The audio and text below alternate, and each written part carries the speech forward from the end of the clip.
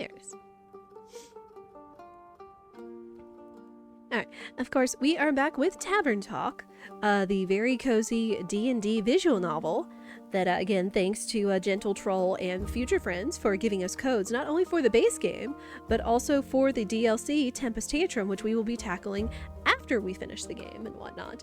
We're about halfway through Act 2 right now. I did just a little bit of look up just to see how long the game is, and just what our progress is, because, you know, like, timing stuff for streaming videos, things like that and such. But we're having a good time with it, I feel. A lot of good shenanigans and things like that. Yay! I always love my little duck sit. It's so precious! I want to make like stickers or something at some point of duck sit. Absolutely. And then we'll figure out what we can do for it for you guys. Yeah, I've been having a ball with it, and I hope you guys have as well. Like, I just love all the little work that went into and everything. And then of course we got the DLC, which we're not tackling yet because supposedly the DLC takes place like a year and a half after the initial game is over. But let us go ahead and get into it. Let's see. Okay, we had the autosave and then we had our manual save. Okay, that's perfect. Again, this game is so pretty. I mean, like, it's two-dimensional, but it just looks so gorgeous and alive, and I really like that. Oh, wait. Need some cozy, having a rough week. Oh, no! I'm sorry to hear that, EK. I know, like, not every day can be, like, absolutely bright and cheerful and all that stuff, and sometimes that's just how it is, and sometimes we just have to feel those things, acknowledge them, and then let them leave. You know, but I do hope the cozy helps out and that it's Friday. But and remember, you guys can get me to voice act stuff, and I can try to cook up some voices for all these bunch of characters we can figure out. Oh, I like Melly. Good morning. Good morning, Melly. Good morning, Blaze. What have you both been up to today?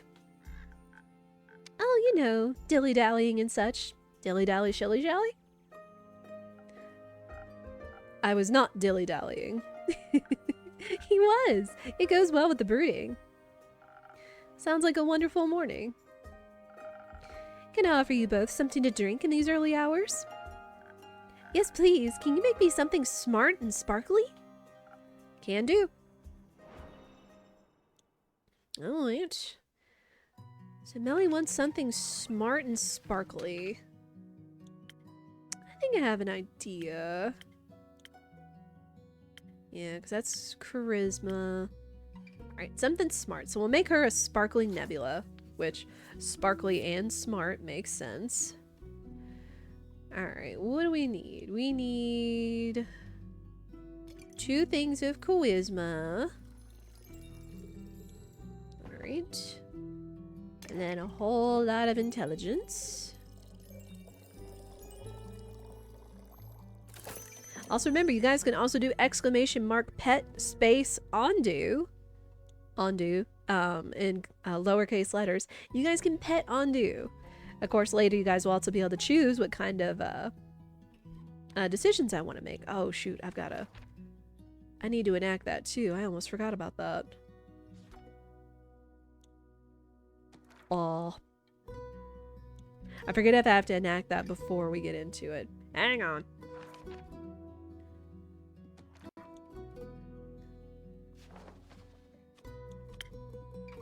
Oh no, I can do it from here. Perfect. Boop. There we go. Now you guys will be able to put in choices. And hopefully pet Ondu and all that noise. Right. Also, we don't get to use intelligence all that often, so let's give Ondu some intelligence juice. Even though he's so adorable being a little derp. But he gets to taste all the fine things. Especially with my endless, my little bottles of endless juice. Oh, ding ding. There you go. Very sparkly. A fresh brew of smart sparkles. Thank you. This is just the right amount of sparkle. Happy to hear that. Blaze, what can I get you? Nothing. Alright. So, has the cape found its way back home yet? Yes. The vampire was thankful, if melancholic. Seems to have awakened memories of old woe. He seemed pretty excited to me. He should be. It fits him well. Almost like it was made for him. It was very interesting seeing a vampire in person. His fangs were shorter than I thought they would be. I expected them to be the size of a colossal saber-toothed tiger's fangs, but they were much tinier. A common misconception. Where did you find him? At the local Gaia temple. It got split in the middle by a falling star. Oh. That sounds morbidly interesting. It was. I have heard some priests say they're thinking about rebuilding the temple around it because it looks kind of cool. And people like distinct temples. They do. The vampire was traveling with a really nice dwarf and a holy woman of Cassiopeia. They were asking around to see if the priest knew anything about the star rain. Did they? No. I could have told them that 2 days ago.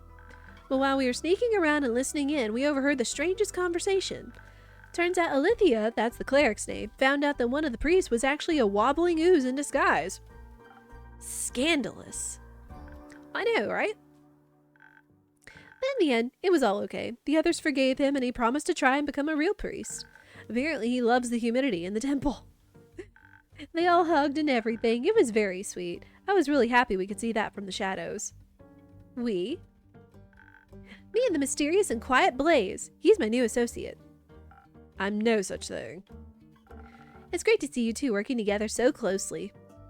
You make a great duo. We are not a duo. Thank you. How did you find the right moment to give Kyle his cape between all of those heightened emotions? We didn't. She got caught. I thought one of the pillars would be big enough to hide behind, but it wasn't. It wasn't a pillar. It was a tall vase.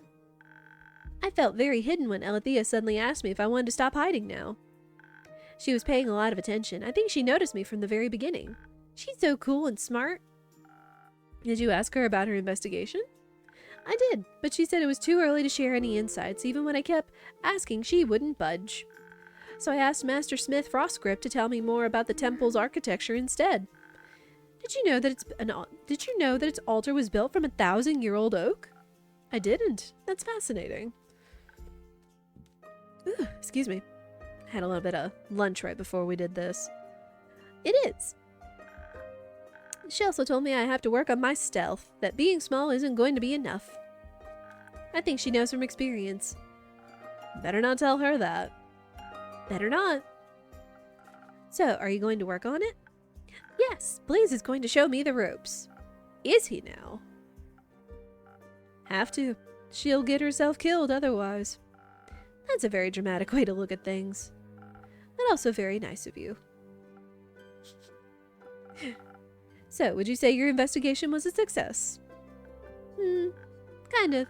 We get to see how clueless the other investigators are and return to the Cape to Mr. Vampire, but we didn't find out anything new about the stars. And I didn't even get to see any monsters. I was hoping maybe some would have fallen from the astral sea and I could have studied them. A dangerous and very exciting dream. Mostly a foolish one. You think so? Have you met monsters before? What kinds? Do you have favorites? What were the very first ones you ever met? Did they try to eat you or be your friend? Of course I've encountered monsters before. They've been a part of my life for many years. The shadows are full of them. Really? That's scary. Of course it is. Oh. Alright, we have our first redemption for 20 minutes of voice acting. I will do my best. Hopefully all this sinus stuff doesn't prevent me from trying to, not sound like a cat girl in Shadow Wisp.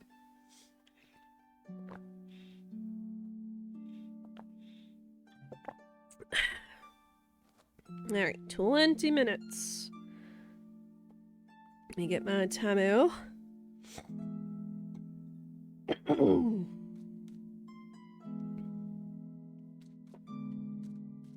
I hear that there's actual, throat spray out there. Not that I'm not surprised that it doesn't exist, but I actually had a friend of mine real quick. She carries a thing of throat spray because she's a singer. And she carries a thing of throat spray, but she also carries a thing of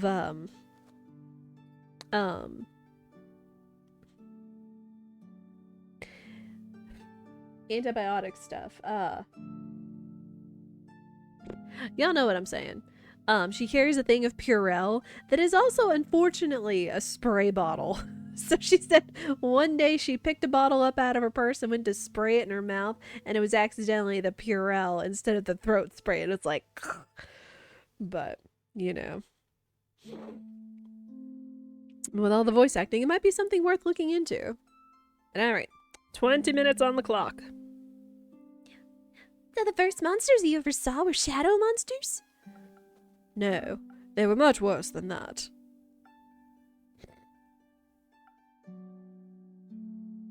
What is it? Can I have a drink after all? The words aren't flowing easily. Of course. Same as last time? Yes. Let's see if I can find something sweetly charismatic. Sweetly charismatic. And we'll pause here while we're making the drink, because we don't want to rush spending time with Ondu, making our drinks and stuff. Oh, we're gonna make him a sunny breeze? Oh, I guess he also wants a spoken heart, because he wants the words to flow. Oh, what? Yeah, big ew and oopsie daisy. Faux show. Alright, spoken heart. One thing of strength. You want some strength, Ondu? There you go. There you go. One thing of defense. And a whole lot of charisma. I do enjoy the sounds the bottles and everything makes. Very pleasing. Very ding ding.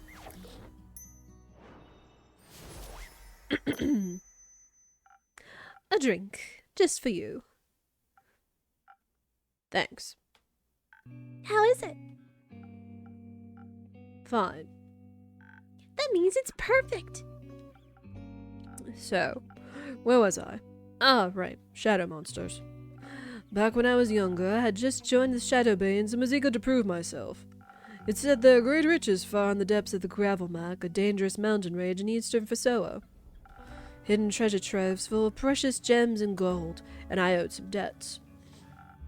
Hoping to find some jewels, I made my way there, to the darkest of its crevices.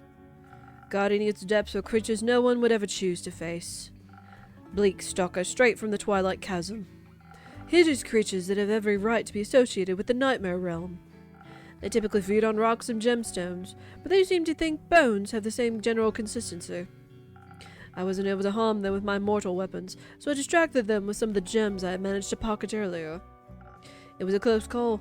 I will never forget their twisted antlers and beak-like snouts. They sound kinda cute. They were not cute. If you say so, maybe one day I'll encounter some. Pray you never will. No thanks.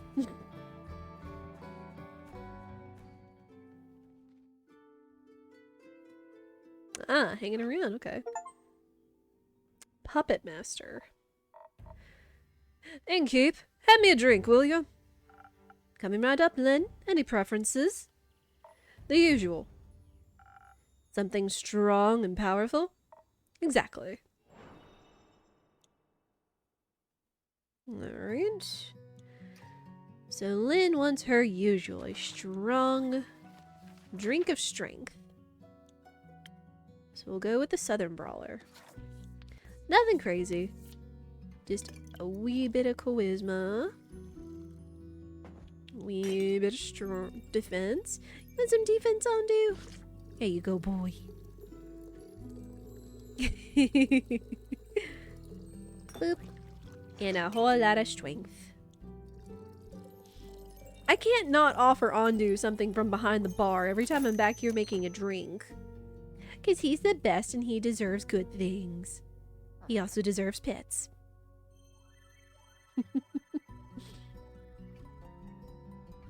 Let me see if I can trigger it. Okay. And then I'll pin that till the end of stream. And then, of course, the choosing the drinks and the dialogue lines will be easy enough for you guys when I trigger that. It'll just be type 1 or 2 or 3 or whatever the options are and such. Now wait, ding ding! Get your drink.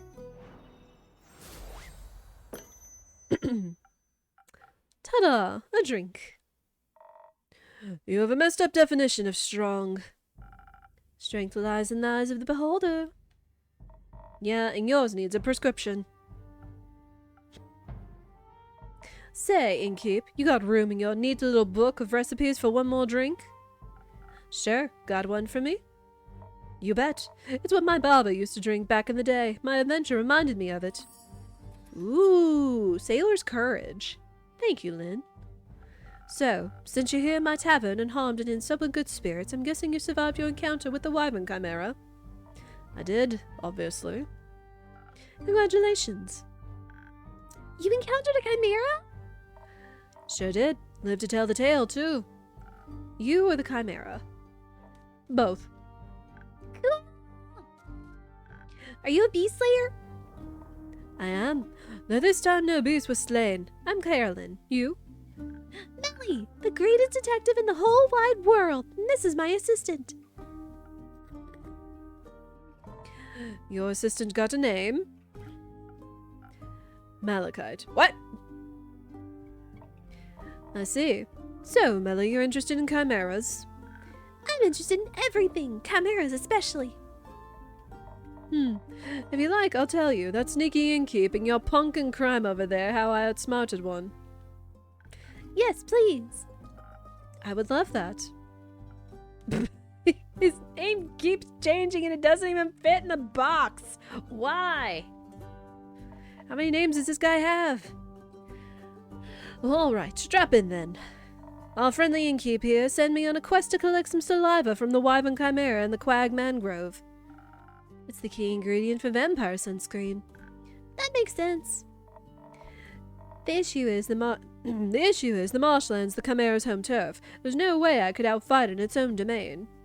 So I went the route of trickery. My Baba always said all the chimeras she encountered enjoyed some good subterfuge.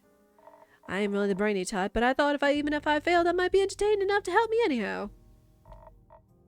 Needed to pick a clever approach, of course, so I did the only reasonable thing to do in this situation. I talked to a mouse. A mouse?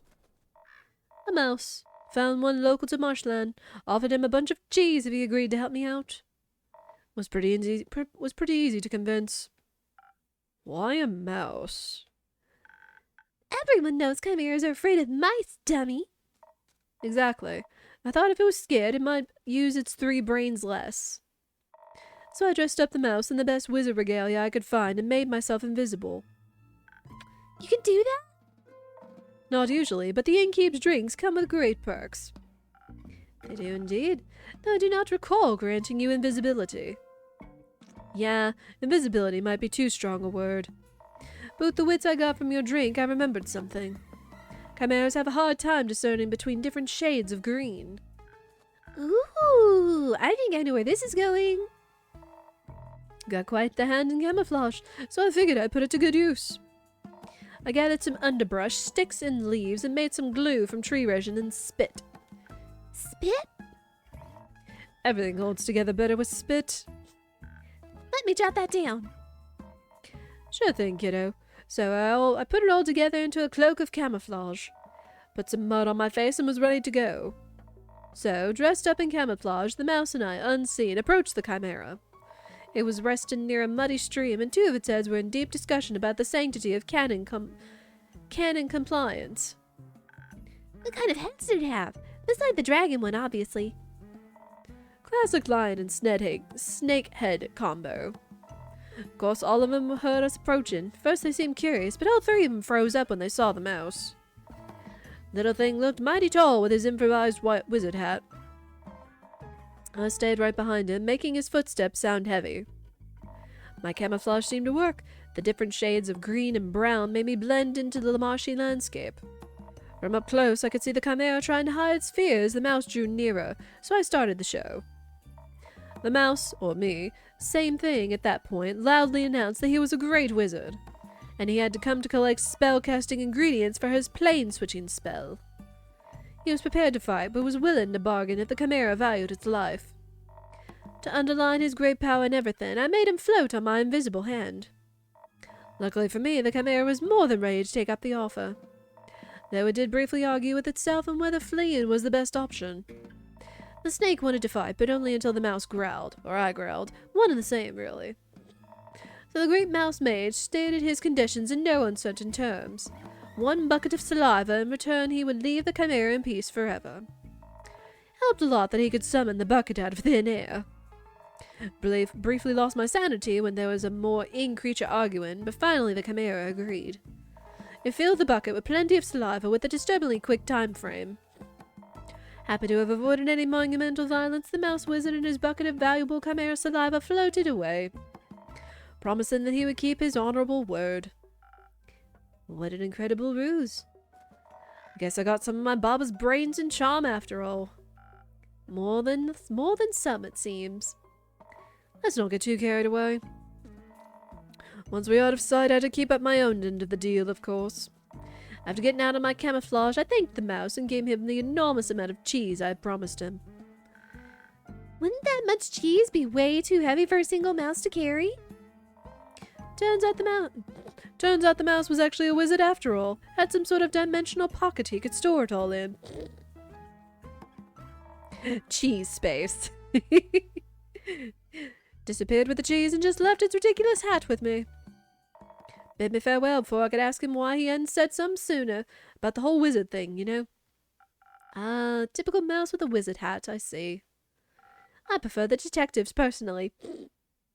You did not just make a reference to the mouse detective. Oh my gosh. Me too. Afterwards, I thought I was in the clear, when suddenly I felt something breathing heavily right behind me. When I turned around, I was looking right into the scaly eyes of a wyvern chimera.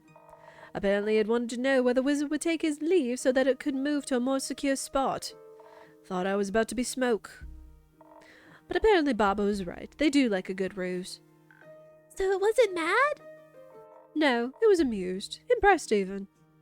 In return for making its week, it let me live and left me with some strange words. Strange words? Stranger than a talking dragon head. I mean, that's kind of what dragon heads do, right? Not sure. Maybe they do typically speak in prophecies. Prophecies? That's what it said it was giving me. It said, hope will fall and hope will rise. A hero will tether its final tread, burying the past and keeping the dead.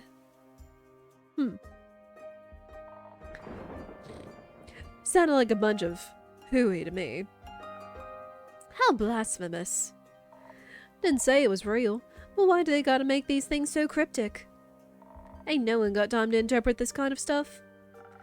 That's the thing with prophecies. No need to interpret them. You'll realize exactly what they mean soon enough. What hero do you think it was talking about? No clue.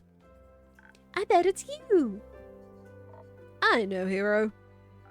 I think you might be Lynn. You know what would be very heroic of you? What? If you brought that saliva to Kyle the vampire, I'm sure his happiness about finally being able to walk in the sun again will be extraordinary. Too lazy to go yourself? My domain is merely my tavern. You're much more likely to run into him. Fine. Might as well. Guess I owe that leech a thanks for providing me with this strange adventure. Did you have fun? It was... fun? Yes, I'll admit it. It was fun. Just wish I could tell my Baba about it. But you make a good stand-in, innkeep. Thank you, I try. Now, any of you happen to know where I can find this vampire? Last I saw him at the Gaia Temple. The priest might know where he went. I know where he wanted to go. I overheard him talking about it. Care to share? I want to trade it. The information, I mean. For what? Can you Teach me how to use a greatsword? That's it? Sure thing. Right now? Is right now okay? I've got the time. It might take you more than one lesson, though. That's okay. I've also got time. It's a deal, then. I'll show you the basics and tell you where to find the vampire. Yippee! That is, if your assistant is all right with that. Don't go. Not my circus, not my monkey. Okay, kiddo, let's go. Innkeep, can we use your front yard? Of course. Go wild. Will do. Are you coming too, Mal? No. I'll stay here and have another drink. Okay, you can join us later. I can't wait to learn how to fight. It'll be so helpful for future adventures. Innkeeper, do you have any quests I could go on after this? Practice my sword and stealth skills?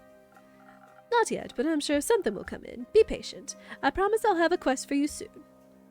I can't wait. I'm going to destroy any challenge with wits, stealthiness, and giant swords. Ha! I know you will. But first I gotta practice. See you later.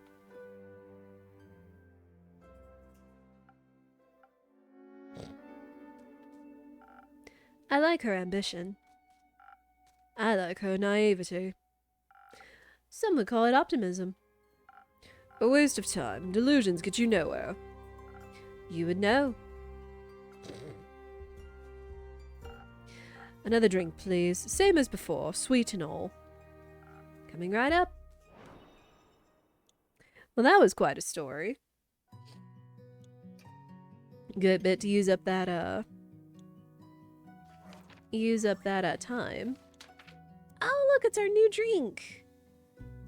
How cool is that? I look forward to making it. I hope we get a chance to make more of our drinks, you know? Alright, so he wants more charm. Or words.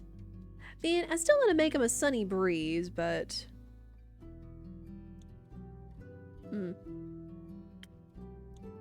Alright. We'll go with the same thing. Little bit of strength. Little bit of defense.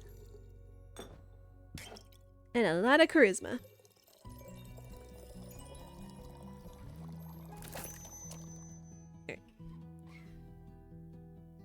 And oh, Andu gets pets.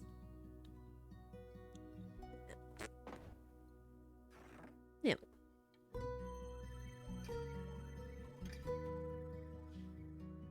Right, and then would you like some charisma? Though you are quite charming. But still. Gotta give the boy a drink.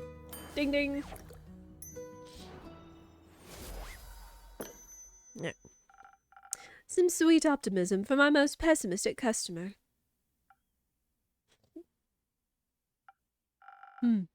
This is sweet enough to make me optimistic for future drinks. Wow, I'm proud of myself here. You should be.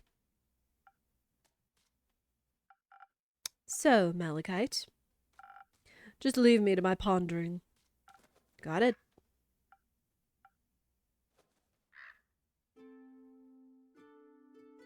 Ooh. I'm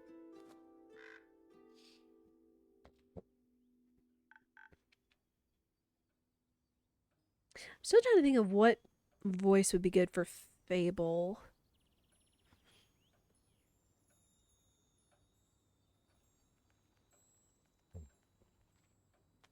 Like, Fable is very soft.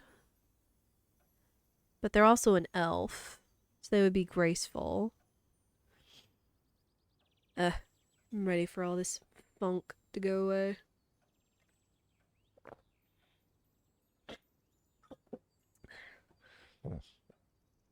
I did pause the timer while I'm pondering.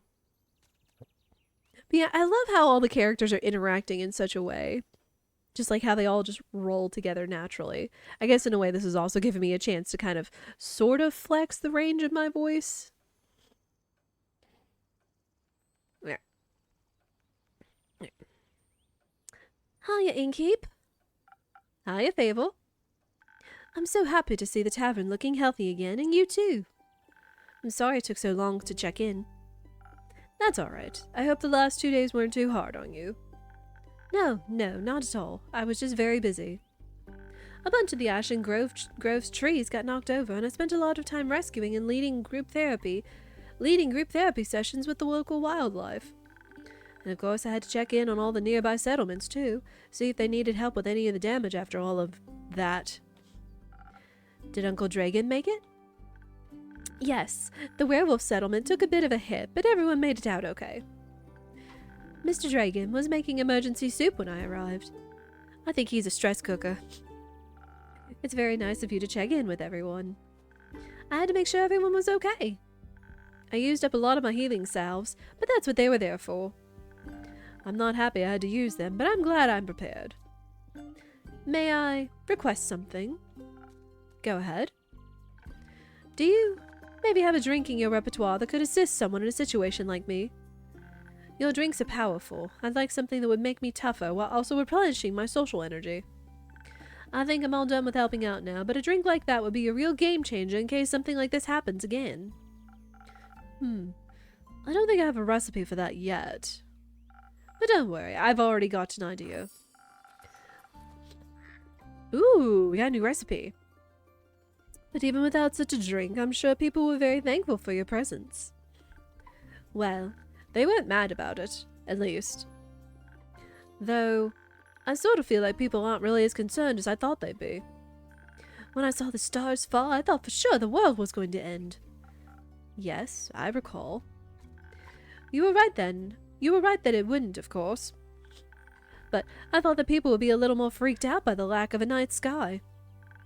But everyone just seemed to be okay with it. I asked one of my sisters about it, and she said, "Who cares? Some wide-eyed adventurer will surely put them back at some point. Let's worry about replanting these tomatoes." I don't even know if you could put them back. You can never put back what's been lost. You can always replace it with something new. I'm not sure you can replace the stars, or if you should approach the loss that way. It's all a matter of perspective. I wouldn't mind a bunch of trees in the night sky for a change.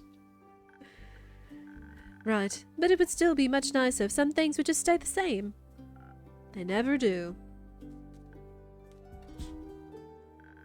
I'm just happy everyone is okay.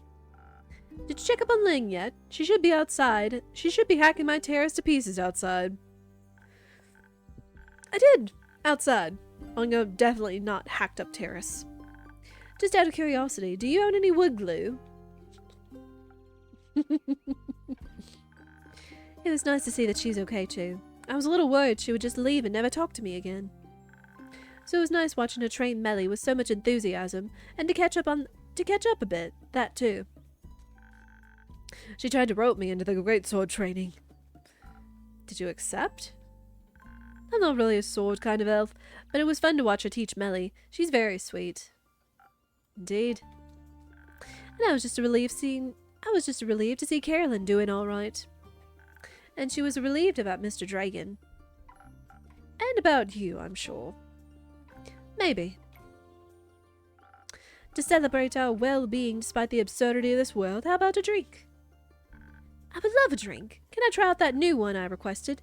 1,000 Winds, was it? In case I run into more people in need of help on the way back. I'm sure I'll find just the right thing. Woo! New recipe! Alright. Allergy season seems longer than usual. It does. I'm kind of wondering... Ooh. I'm kind of wondering if, like, going from allergies straight to, like, you know, cold, like, just all the fluctuations, the temperature fluctuations is going to be kind of messing with everybody. You know, myself included. Yeah, woo!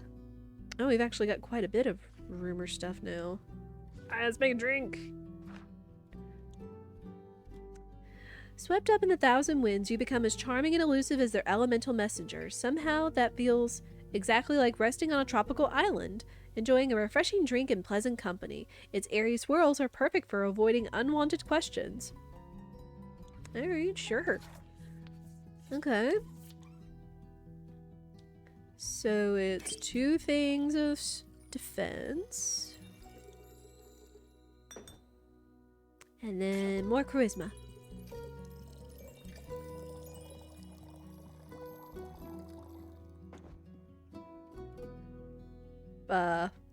Oh.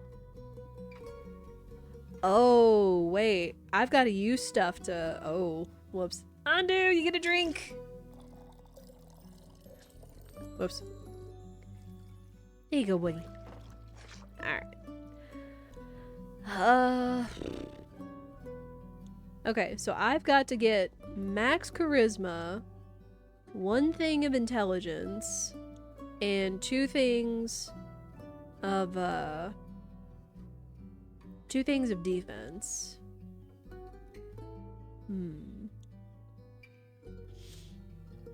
I don't need intelligence. Oh, here we go. I'll have to use some, golden feathers, likely. Yeah. Alright. Golden feather. Alright, so then that gives us... Oh, that gives us our, speed. Our agility. 1 thing of charisma, so then... 1, 2...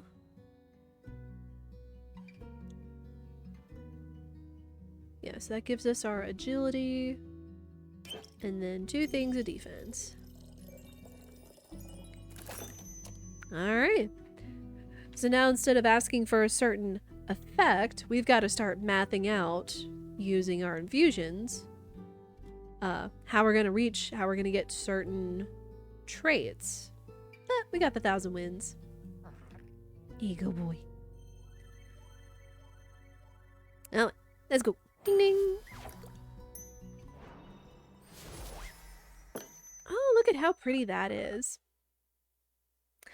A breezy drink inspired by you and your kindness. Thank you. Your drinks are still the highlight of my day. She makes the best drinks, right? There. Okay. Really?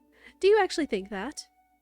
Or is this a thing where you just don't want to be nice? People seem to do that a lot for some reason. They taste good. As good as things can taste when you're, me. Well said. Thank you. By the way, I completely forgot to introduce myself. I'm Fable. I'm an elf and a ranger, and I come here a lot. They are also an incredibly courageous and capable hero. That's not true. Not yet. I'm working on it. Being a hero, I mean. Why? Because I dream of adventure and all the wonderfully exciting things it can bring. And I want to help people. Why? Why not? I'm Malachite. Oh, you're Mal. I mean, Malachite, obviously.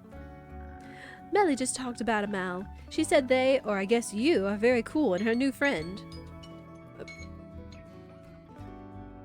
Alright. Well, thank you, EK, for using your duck bucks for voice acting. I hope it was satisfactory. But, we'll finish out this session, just as kind of a thing. She said they, or I guess you, are very cool and her new friend. She sounded very happy about it. We're not friends. She just won't leave me alone. Oh, okay. Then why do you spend time with her if you don't like her? That sounds really mean. She keeps following me. And you take her along? Not by choice. I don't know you well enough to judge the truth behind all this. But I think you should be honest with her and yourself. And we're going to snooze. Going to snooze the ads. Nice as always. Thank you. BullseyeDuck and shy. Honesty goes a long way. I also believe that thing in Zopho could be fixed with honesty as well. You mean the missing familiar? I had several familiars I'm missing, actually. And I believe with so many mages and familiars present, someone is bound to know something. But maybe they're scared to face possible consequences for their honesty. Sounds like Zofet is going through an eventful time. Thank you for letting me know. I'll keep an eye out or two for future developments. Zofet isn't very far from here, is it? Not too far. It's in eastern Fosoa and is, to my knowledge, the biggest harbor town the Republic has to offer. I can only recommend its many summer festivals. Very pretty fireworks. Why? Does it sound like something up your alley? No, not mine, but... Melina has taken her first quest. Maybe this could be something for her. She needs to practice her skills outside of risk-free theory. Good idea. I'll see if I can reserve it for her. Sorry for asking, but first quest? I thought Melly just turned 10. Isn't that a bit young for quests? No. I was a similar age when I ventured on my first quest. The one with the horrifying nightmare creatures? Yes. Oh, that's sad. No, that's cool. No, I think that's a little sad. Children shouldn't have to face such danger that early. Why not? It's always there. Might as well confront them with it when they're young so they can accept its existence in their lives. That's an insane thing to say. Just because the world can be horrible doesn't mean we should confront children with that fact as early as we can. It's already been bad enough that us grown-ups have to deal with it so much. I have never seen Fable make an angry face, but whatever. Why should they just accept it if we can make the world a better place for them instead? I mean, when you were on a quest with, and I quote, horrifying nightmare creatures, weren't you scared? Wouldn't you have preferred not to be alone? It builds character. A character that thinks we should put other kids in miserable situations. Sure did a lot of good for you there. Weren't your parents worried to death about you? You got enough rumors to make a quest yet, Innkeeper? Not yet. Give me another day. People are so busy talking about or ignoring all the star debris, they're losing sight of the important things. Like feeding me new information. Is that very nutritious for you? No, but it's fun. In that case, the fun I can provide in a day is running out. Unfortunately, the horrors of this world do not stop chasing me, nor anyone else. I shall take my leave. Good luck. See you around, with less horrors, I hope.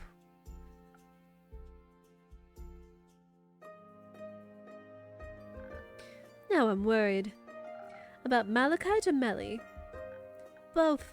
Are you really going to send her on that quest? If she wants to go, but I don't think you have to worry about it that much. Zofut is a beautiful city with a very low crime rate. I think she can handle a couple of rowdy familiars. And I doubt she'd be going alone. I hope not. There's a little worse than being alone when you're scared. Very true. Are you scared of anything? Bad Yelp reviews. So there's a form of Yelp in the Tavern Talk world. Got it. I don't think you have to be scared of that. You make the best drinks in all of Asteria. I think as long as you like my drinks, I'll be okay. You've got my 5 stars in the bag. I would ask what you're afraid of, but the answer would be everything? Is it? Yes, but I'm working on not letting my fear stop me. I might not be able to avoid feeling afraid, but I can always just do things when scared. Rather than not at all, maybe. That is still a terrifying thought. How do you handle situations you're afraid of? I used to have a terrible habit of just walking away from the things that scared me, but with the right people by your side, staying becomes less of a crushing weight on your shoulders. You realize that even if things aren't perfectly comfortable, they are still worth experiencing. That sounds lovely. I've never seen friends of yours around the tavern before. Maybe you should invite them over sometime. Perhaps. Though one of my friends is sitting here right now. Where? Wait, are they invisible? Oh, you mean me. That makes me really happy. Also makes me feel pretty bad about having to go back home. Don't worry. Go home. Fix the many things that worry you, as long as you come back. Always. I'll see you tomorrow, Innkeeper. See you tomorrow, my friend. Oh, that was so wholesome. All right, it does look like we're coming up on an ad break, which is honestly kind of perfect since we're coming to the very end of this first day. But again, thank you guys for enjoying the voice acting. Again, I always try to do my best. I only have so much of a range. But again, in between days, we're trying to nail it when, you know, nothing is going on.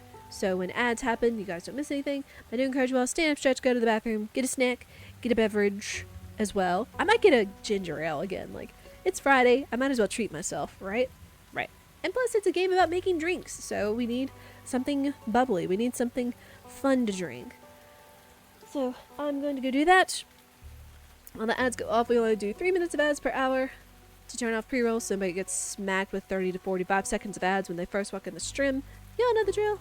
But I will be right back. You'll get to listen to this nice rain ASMR while we're doing that too.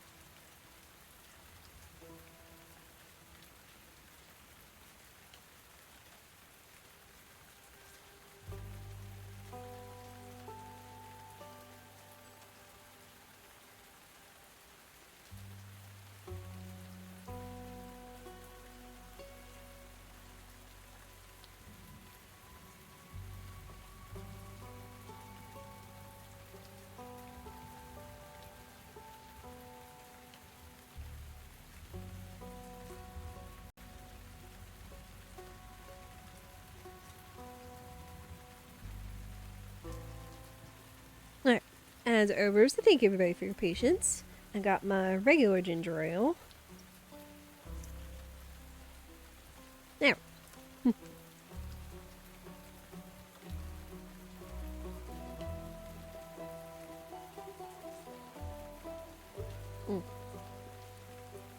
You really can't beat a regular ginger ale sometimes. Alright, let's go. I have a sheep. Hi, you're new. Good mythical morning. It's well past noon. It's still morning somewhere. Plus, a wizard doesn't care about things like time. Time's not only relative, but also flexible.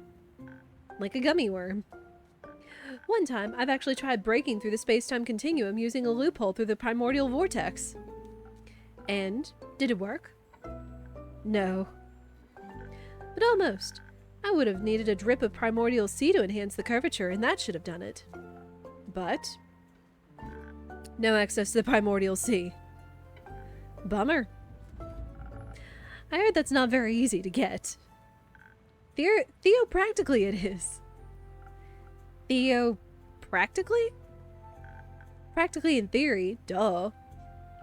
Ah, that makes sense. I get it. You do? Alright, chat, if y'all want to vote, does that make sense? No, or of course.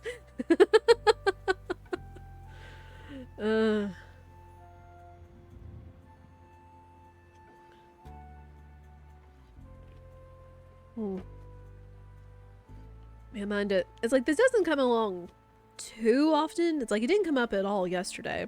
But they do give the chance for the chat to say 1 or 2 in terms of choosing what answers we could get, what kind of dialogue we could get with characters, and the drinks we could make for them.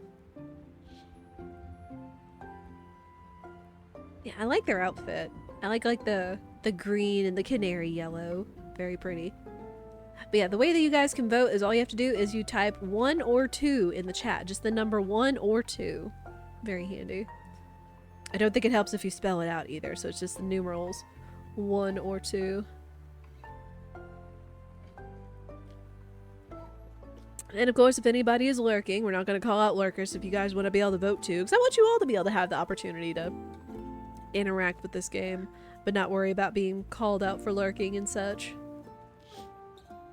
Because again, I totally understand. I am a big lurker when it comes to Twitch streams. Like, I like to come in, say greetings and things like that. Sometimes participate in emote spam and whatnot. But I totally understand not calling out lurkers. That's like the worst thing you can do, of course. So I try to make it easy for 1, for you guys to interact, and 2, to also, you know, not be drawn out of lurking. Oh, no, actually. That's to be expected. No offense, but you clearly aren't a wizard. And who are you to judge that? Oh, you know, just a reputable wizard myself. Of course, I also have a magnificent wizard name, but you can call me Hex. No need to overcomplicate things. Nice to meet you, Hex. Nice to meet you too. Just Innkeeper for now. Alright, well then, Innkeeper, how about a super wheezy breezy drink for me? Any flavors you might fancy? Maybe something, something that'll make me focus more and perhaps help me to understand the primordial vortex? Gotcha. Alright. Something breezy, huh? With a little bit of intelligence.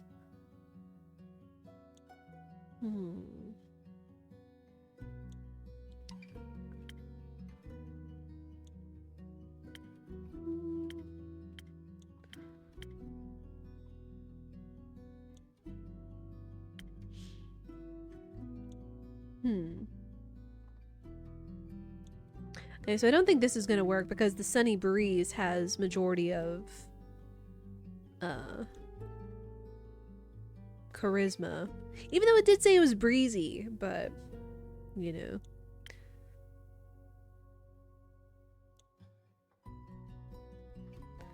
Oh, storytellers and scholars alike can broaden their horizons with the taste of the stars. Alright.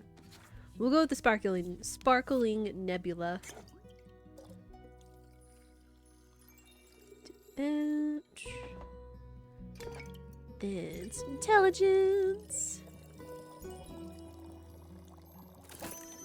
Here we go. Oh, Ondu got pets. Or no, he's sparkling. I wonder why it seems every time I make the sparkling nebula, sometimes Ondu will sparkle. That's fine. Would you like some intelligence? Here you go, baby. Pets and sips for the best boy. Alright, ding ding.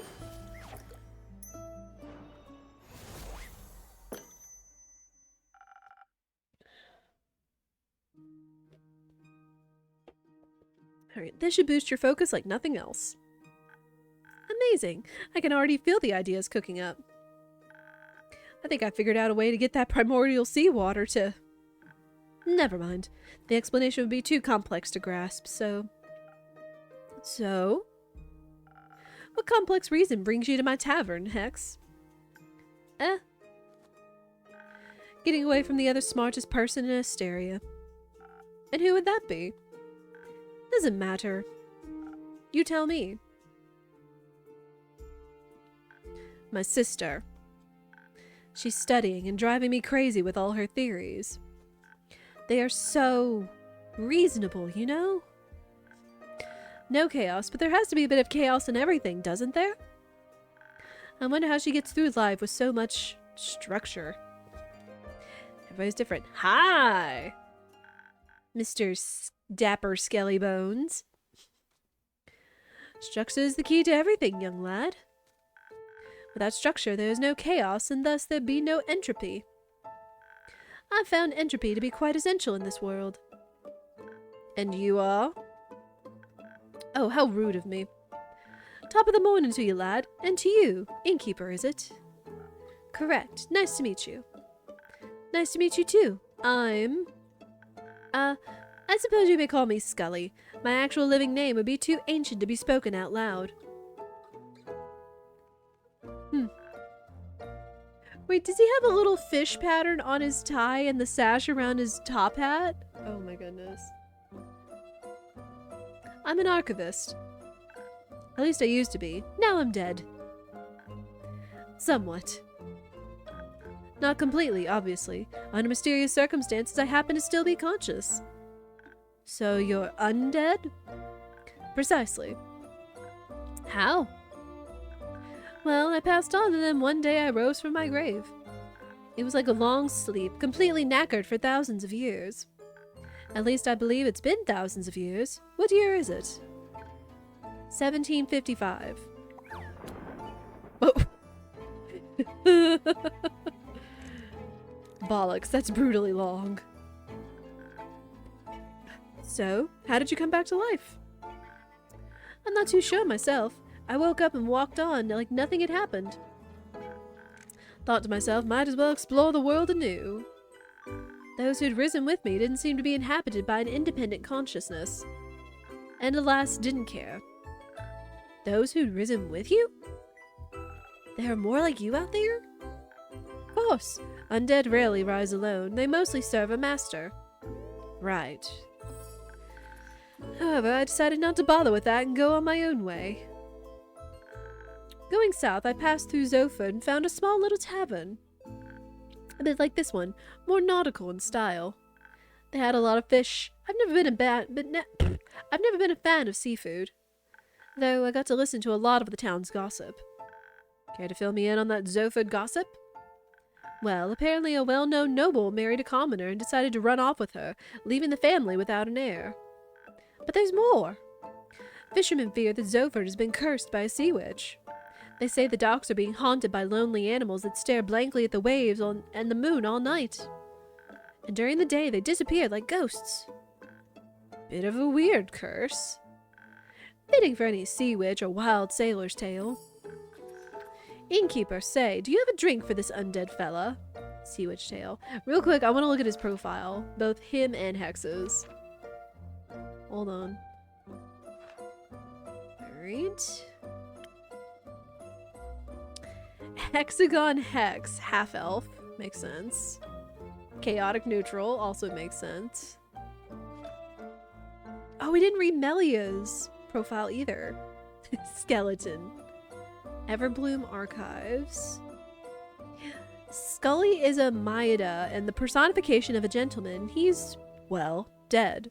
Or at least he was dead for quite some time before he rose again. But contrary to his fellow undead, he returned conscious. Right, let's read Hex's. Oh, Hex doesn't have a profile. Okay. Alright, and then Melly. Detective Melina. Melina might be young, but she's already an aspiring detective, and probably smarter than quite a few of my customers. She's a sweet and curious kid, despite her appearance meeting an early and tragic end. It's exceptionally hard not to like her, and it seems not even an edgy rogue can resist her charm. Aw. Cute. Alright. A drink for a dead fella, huh? A drink and a mop? Just a drink. I won't be needing a mop. If you say so, what would you like? Something that'll loosen up this non-existent tongue. Something full of charm and appeal. Coming right up. Charm and appeal, huh? Said to loosen up the tongue, so I'm assuming he wants a spoken heart, though I'm still tempted to make him a sunny breeze, but... Alright. I'm sure at some point or another we'll be able to, like, make all the drinks that we want. Or have requests for all the drinks. Would you like some attack undo? I keep saying attack, but it's strength. There you go, baby. Good boy. Oh, and charisma.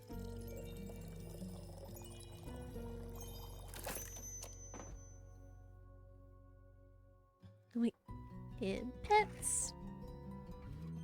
I kind of wish my cursor would turn into a hand, but you know, at least we get to do pets. All right, ding ding.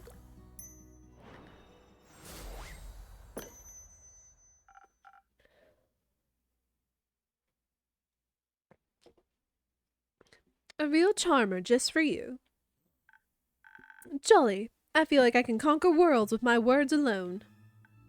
Oh? Not that I would ever do that. I care more about words than worlds. Archivist things, you know?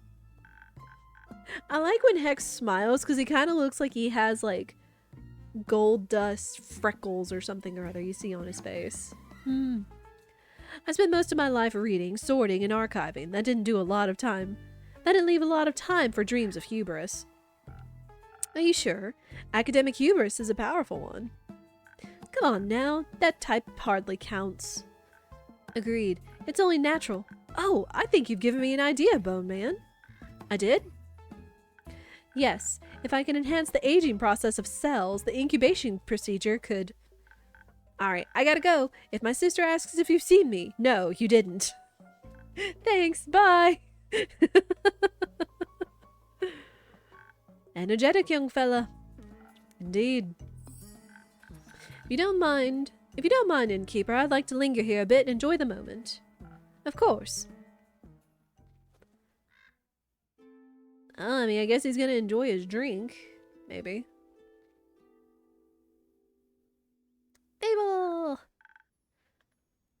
I still am curious about what that is on the back. If that's what's hanging on the little coat rack back there. Because it kind of looks like a hash slinging slasher's attachment or something. Hey Inkeep, how's it going? All fine and dandy. How about you, Fable? I'm still very busy helping the farmers rebuild their barns and fences. Also, apparently a bunch have lost their crops due to how hot the stars were. It's terrible. Seeing all this destruction is terrible. I've never seen anything like this before either. Historically, the Lady of the Gilded Sea never struck me as someone to unleash baneful omens. Apologies. My manners, it's impolite to burst into a conversation like that. I'm Scully. Fable. Nice to meet you, Fable. Again, my apologies for the impulsivity. Oh, he's so dapper and wordy. I feel like Minstrel would really like this character. That's alright. I was just surprised you could actually talk. Oh, no offense. I just thought, usually. None taken. Usually skeletons don't speak. Usually, but hardly anything is usual these days. I mean, the stars fell from the sky. Skeletons might as well speak. There are stranger things in this world. There surely are. Like your drinks, Innkeep. That one really gurgled in my bones. So, you already tried one? Indeed. Sometimes they do that. Could you also make me a drink, Innkeeper? I don't want my bones to jingle, but something that enhances my finesse would be nice. You know, you have to be very delicate with zucchini seeds, or they'll give up immediately. Of course, coming right up. Still fighting with them zucchini plants, huh?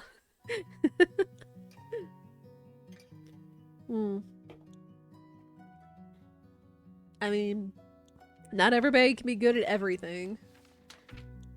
Oh, she wants a swift strike? I don't really have anything else that's good for agility or dexterity. Another swift strike. I guess it's been a hot minute since Fable has ordered a swift strike.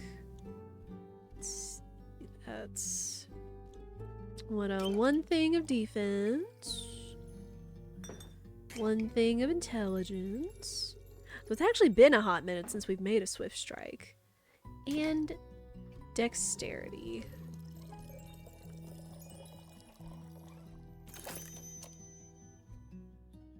Alright. Would you like some dexterity, Andu? There you go, boy. Alright. Ding ding.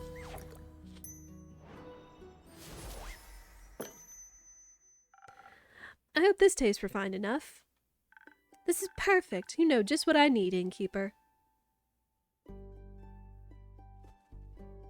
Ooh.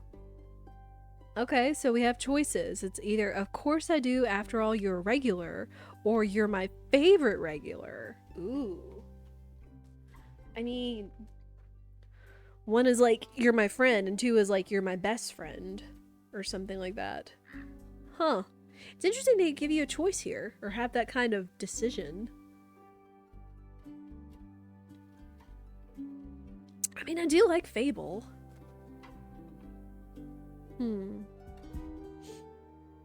And they were the first ones to come to the tavern, at least in this part. Oh man, but do I put that on? Do I say like, yeah, you're my favorite regular? Oh my word, does Scully have a pair of dress gloves and is he holding a cane? Oh my gosh. This guy is so freaking dapper. Such a gentleman.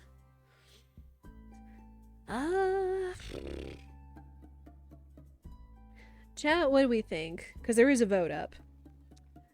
Is she a regular or is she like my favorite regular? Or are they? Excuse me. Ooh.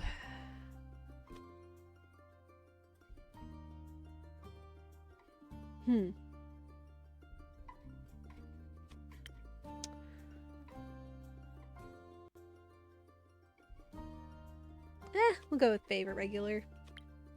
Of course, you're my favorite regular. I am? Yes. And you're my favorite innkeeper. Thank you, Fable. So, do you think your farm will work? Do you think your farm work will be done soon? Oh, I hope so. Not that I don't like helping them out. I do. But I think the sooner everyone can go back to normal life, the better. Do you perhaps need a hand? I happen to have two. And I might know a thing or two about crops and fences. Sure. I could use help carrying a few things over to Tregorin. My treehouse is just around the corner. Splendid. Sounds like a quite useful endeavor. I'll gladly indulge. Thank you. Innkeep, before we go, I have something I wanted to give you. What do you have for me, Fable? Some dried honey flowers. The farmers didn't know how to thank me, so they gave me these flowers. And you're always so helpful and nice, so I wanted to share them with you. I'm sure you already have at least 4 ideas on how to use them. Thank you very much, Fable. I'll make sure to put them to good use. Ooh. So you accept donations for ingredients? Certainly. I can only get my hands on so many infusions myself. What about recipes themselves? It's always good to get more inspiration. Wonderful. In my prior life, I had access to a lot of books about magic and potion mixing. I think I still recall my assistant's favorite recipe. Do you store it under your hat for snow? Oh, that sounds delightful. Of course. Where else would I keep it? Fair enough. Thank you for the recipe. Innkeeper, thanks for being such a patient and pleasant host. I shall be on my way then, with Fable. But I'll be back, should I not crumble into a pile of bones from one day to the next. Let's hope not. I won't. I'm just joking around. I hope I wouldn't want to be responsible for that. Anyways, Innkeeper, thank you so much. You are still the highlight of my day, no matter how dark the night. See you around. Let's go, Scully. No time to lose. Oh, that was so stinking wholesome. I love that.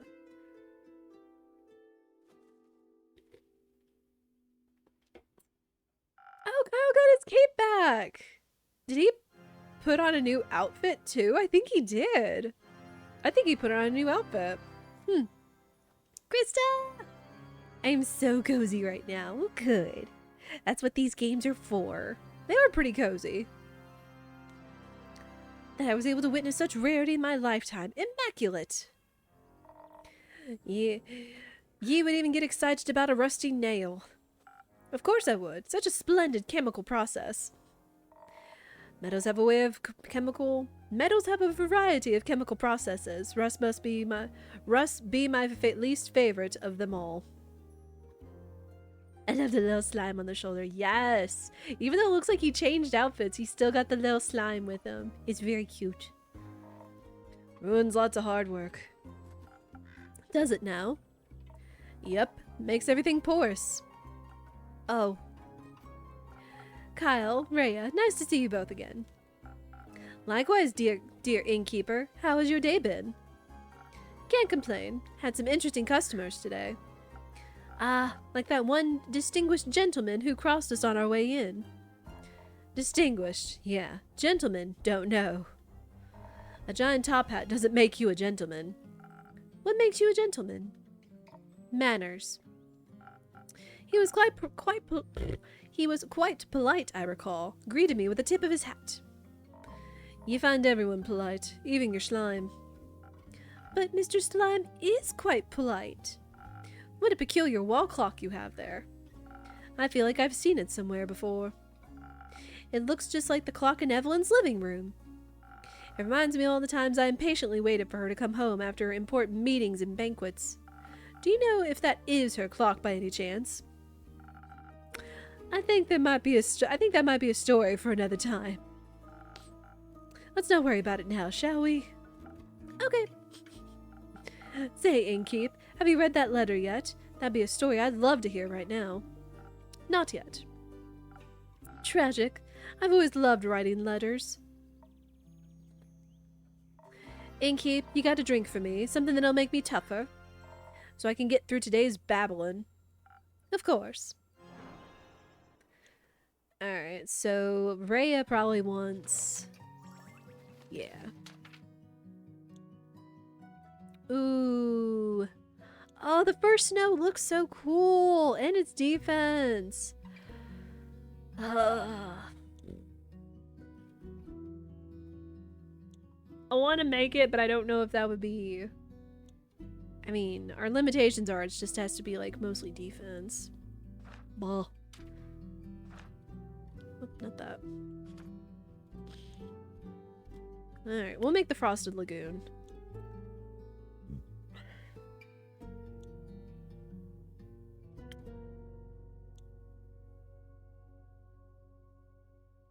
Oh, I like the description of the first snow too. Like sun reflecting off a frozen lake, the first snow makes you feel comfortable and safe, embracing you with its frosty taste. In between hot chocolate and frozen glaciers, you'll find yourself well equipped to hike into the snowy mountains. Ooh. I don't know, that might actually be something Rhea would like. You know what? Let's try it.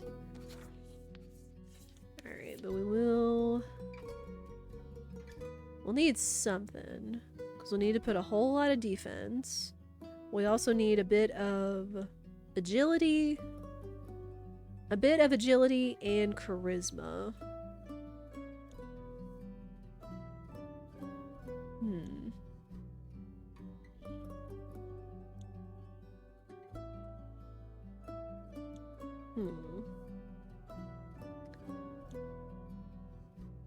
Okay, I guess the golden flowers would work again.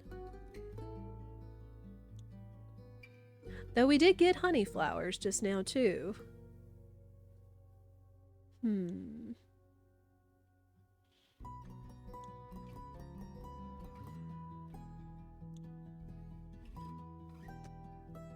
Yeah, we'll try this. Okay, so 1 thing of charisma. 2 things of agility. And a whole lot of defense.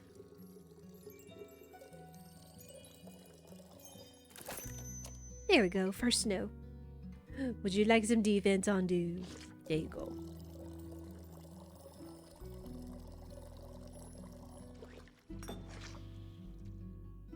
Alright, even though that's honey flowers, it kind of even looks like a golden snowflake, which is kind of neat in its own way. Alright, ding ding. Try that on for size. It's still mostly defense. Ah. Look at it! It even snows into the cup! I would drink that. That's super cute. Now that's what I'm talking about. A gift of the great dragons.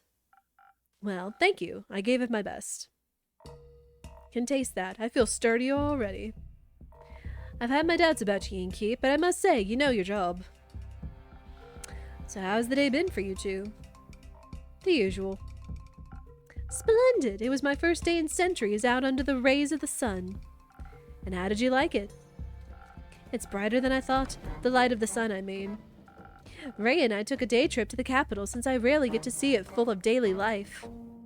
There were so many people. Too many. And just the right amount for a city. It was so vivid it almost made me feel alive. And everyone was able to admire my beautiful cape. Is that the cape? The cape of invisibility? It absolutely is. How curious. Does it mean you two are going to Baruvia now? Huh? Why would we want to go there? That was the deal. I help you get your cape, so you can attend that fancy Baruvian vampire banquet, and I get me gold's worth.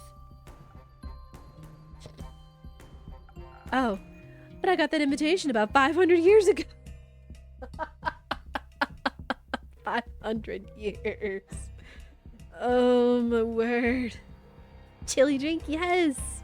And I love that it's served in a little square glass. That's so cool. I love all the looks of the drinks in this game. It's fantastic.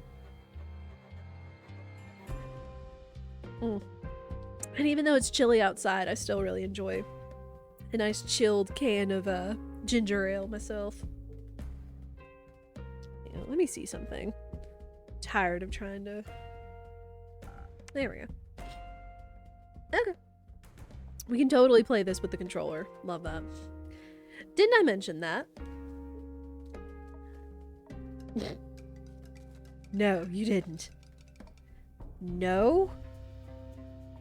What about me material then? Well, I can give you the gold right now if you want. Can you accompany me a while longer, though? Ugh, fine. Oh, wonderful. Every second I spend with you brings me tremendous joy. What a great day to be a vampire. He wants to spend time with her. Tiny details like that really bring the charm into games. They do. I love little things like that. I've got my cape back and I can walk under the sun like mortals do. Say, innkeeper, what if you thought of a new drink? One that would taste just as incredible as the gentle and welcoming beams of sunlight feeling your skin. That's kind of a vague description, but I think I might have something in mind already. Peak sunrise! What? We're coming up with all kinds of drinks now. We're Newman. Ah, wonderful. I wonder if my dear Evelyn would desire to walk in the sunlight as well. Do you know how she is doing? Do you think I could pay her a visit? You shouldn't. I should. The air smells like reconciliation. Do you think that's a good idea? It ain't. It is. Kyle, you've stolen her, your cape. Do you think she'll greet you with open arms? You know what I'd do if me ex-husband stole me hammer? What? Take it and smash all he holds dear. No one takes what's mine. But the cape is mine. Is she of the same opinion, you think? Oh. Maybe you're right. It would be a shame to lose my cape again.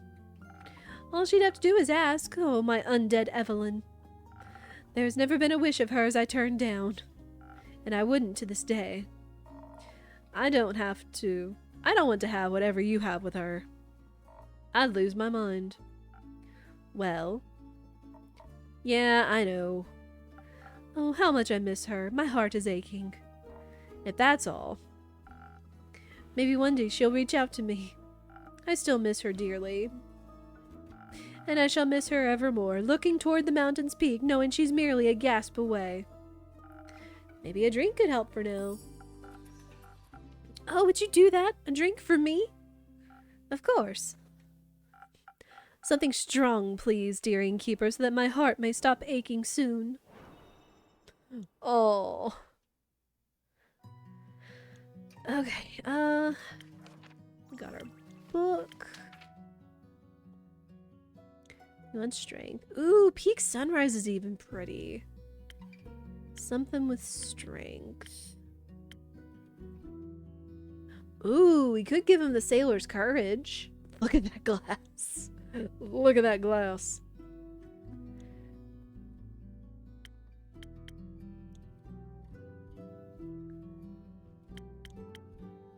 Yeah, and I think he needs some courage. So we'll do that. I've got to get used to playing this on controller now, but I'm kind of glad because controller is a little more flexible than keyboard and mouse IMO. Okay, so we need a whole lot of strength.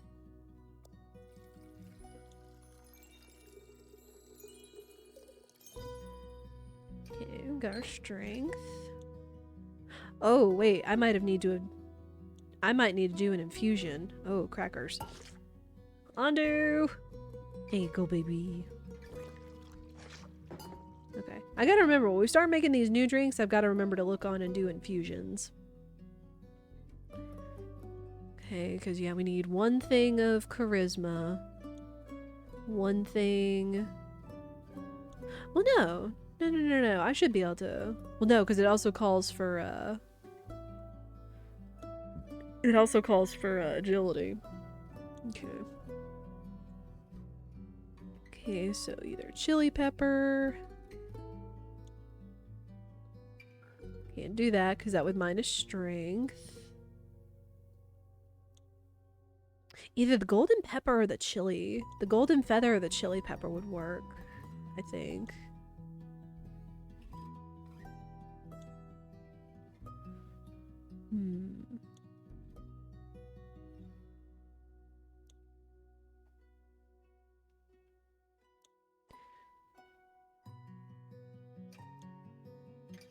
Yeah, that needs 6 things. Okay. Alright, so we'll try chili pepper. Oh.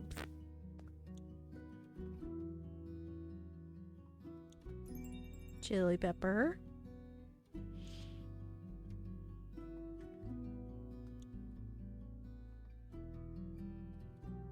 Chili pepper.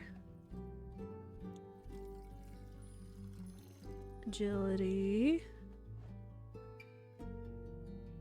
Oh, there's even a pet button. Yes, please. There you go. Okay. Agility. Defense. Need a little bit of charisma. Charisma. And two more strength.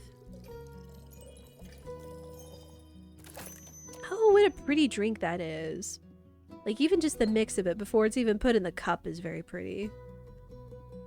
Hey, Undo, would you like some swing? There you go. Alright. Ding ding.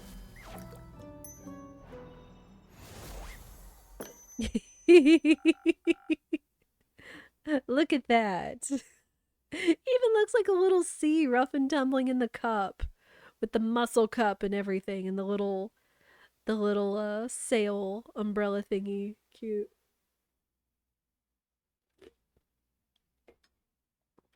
I can't mend your broken heart, but perhaps this helps.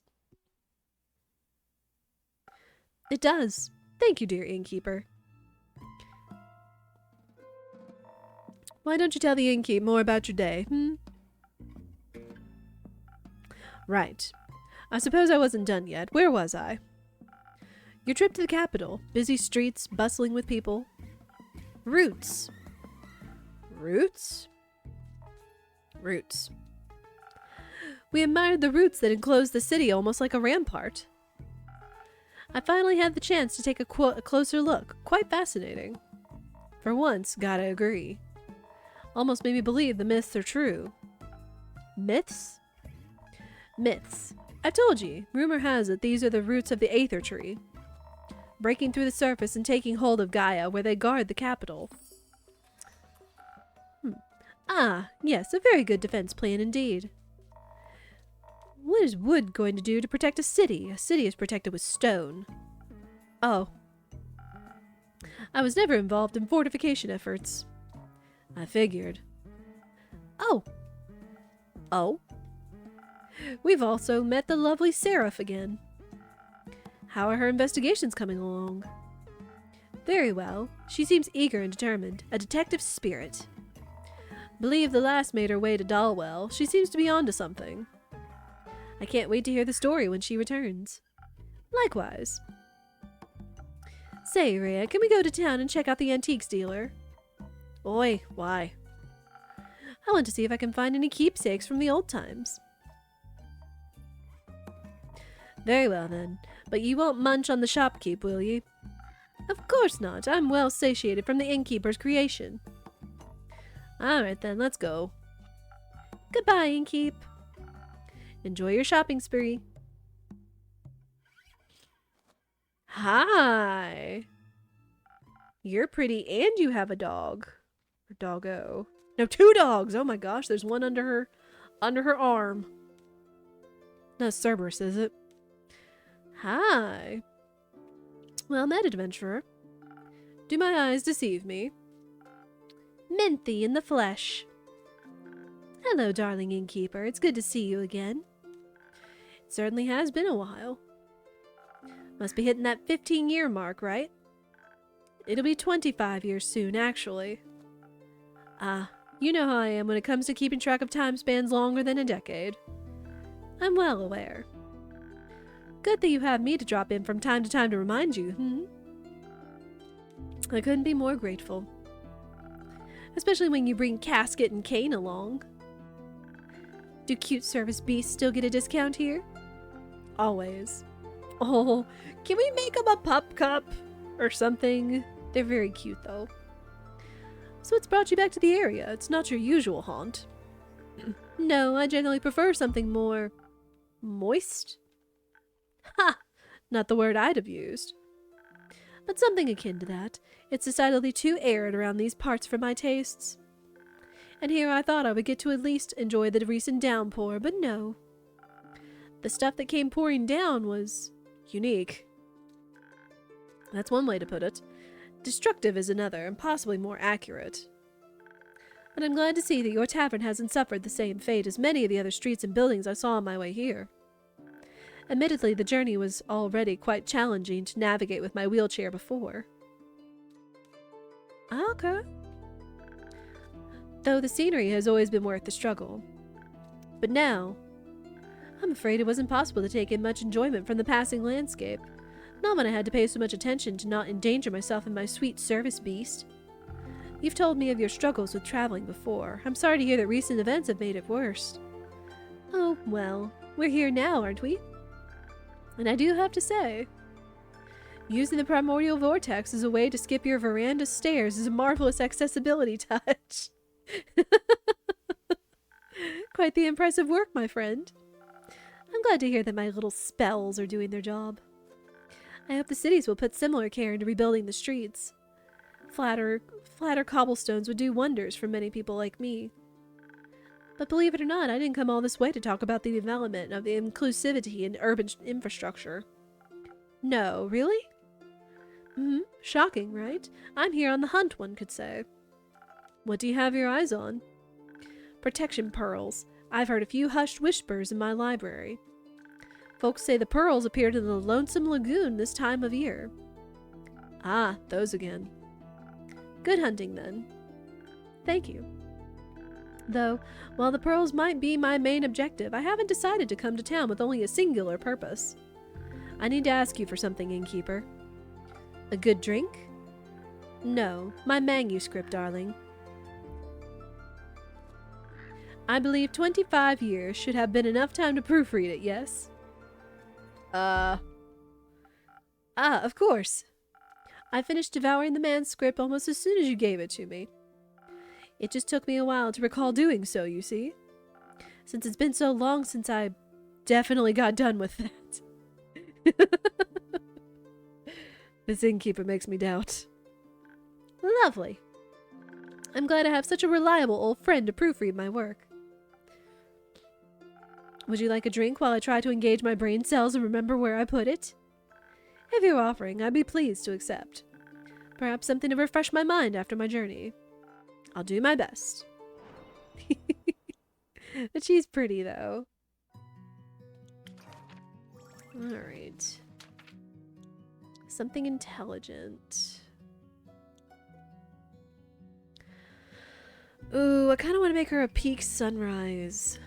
Because that still has a lot of intelligence. And that's all it is. Like, it just has to have, like, the majority of one ingredient.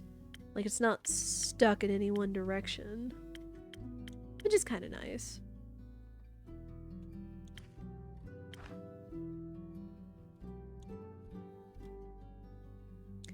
Yeah, let's make a peak sunrise. I think that'll be nice for her. Alright. So we'll still need to use an infusion.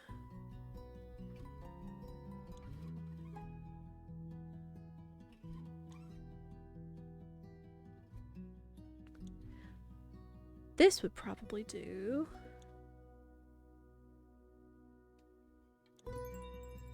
Go. Oh, we need 2 things of agility. 1 of charisma. Charisma. Agility. And then the rest in intelligence.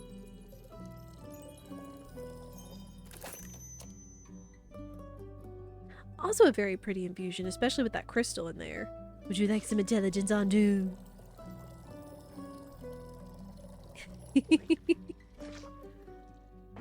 Alright. Alright. Ding ding!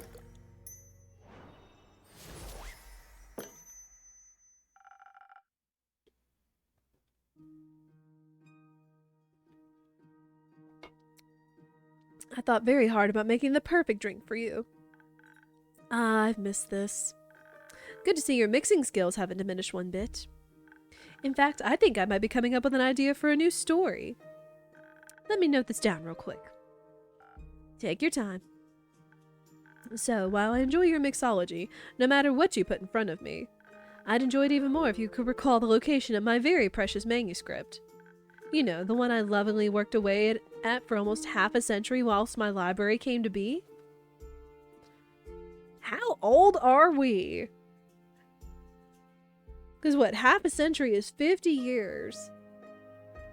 And then what, it's been another 25 years since we've had the manuscript or something? Like, my word. Certainly. It should be just below this pile. No, wait, I must have put it over there, actually. Alright, given this ongoing battle with your organizational habits, it might take you a bit longer to recover it. And I have some pearls to get to. So how about this? I'll return in around 7 days, and then I can tell you all about my pearl hunt in exchange for my manuscript. My proofread manuscript. That would be helpful. Good. It was nice seeing your weary face again, innkeeper. Likewise, Minthy. Have a safe and pearl-full journey. Ha! I'll try. Uh-oh. 7 days should be enough to read a manuscript, right?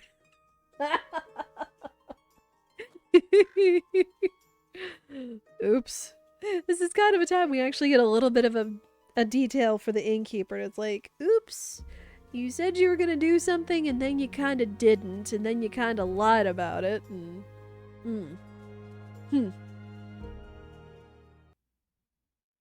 Ooh, okay.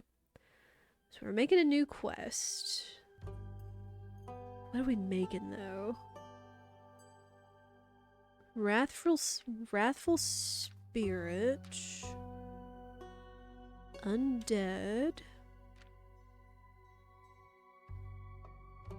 Missing Familiars. Gift from the Dragons.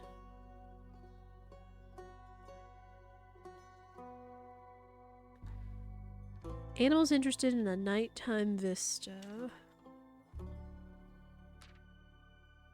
Banshee.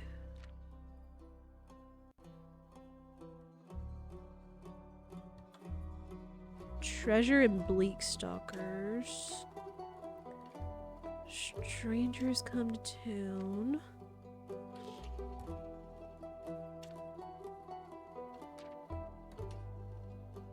Archmage is looking for their familiar. Oh yeah, we did say we would want a quest for Millie.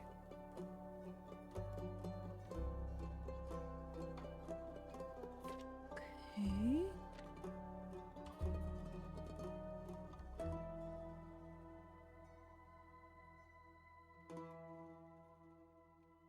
Okay.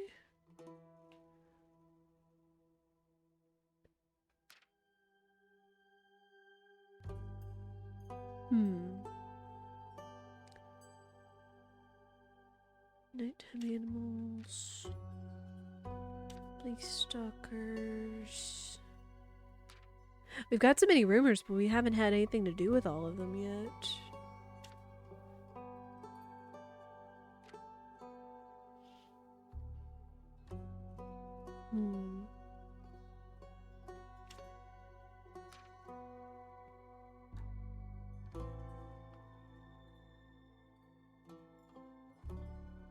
Animals. Wouldn't that maybe have to do with familiars?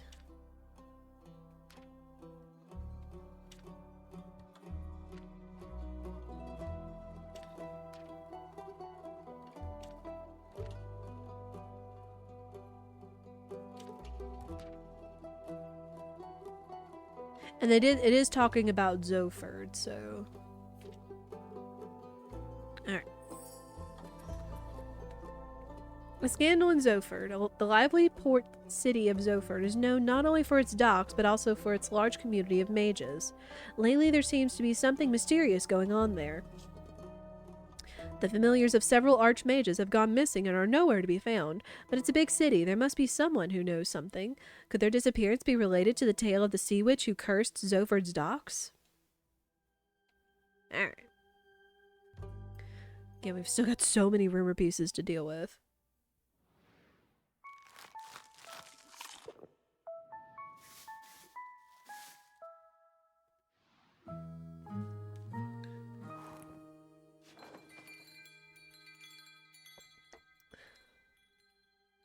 Alright. Alright. Well, perfectly enough, it does look like we are coming up on another ad break. We've got about 4 minutes before that goes off, so I really don't want ads to hit in the middle of another cutscene.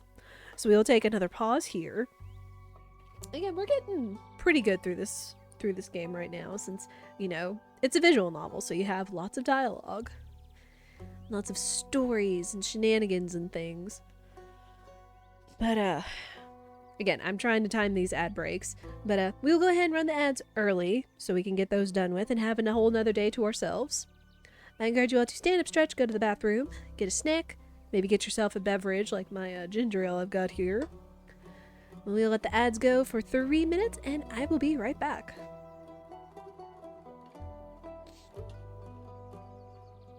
Yeah, make sure you get some sips. Get a sip check.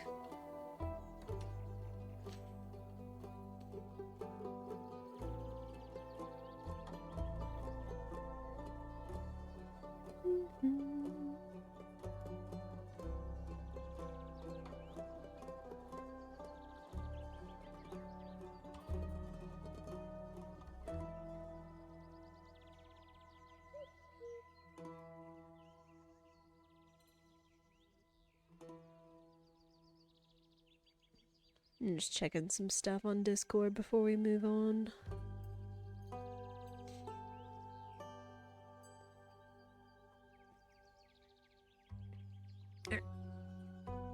I'm also going to go to the bathroom, so I will be right back.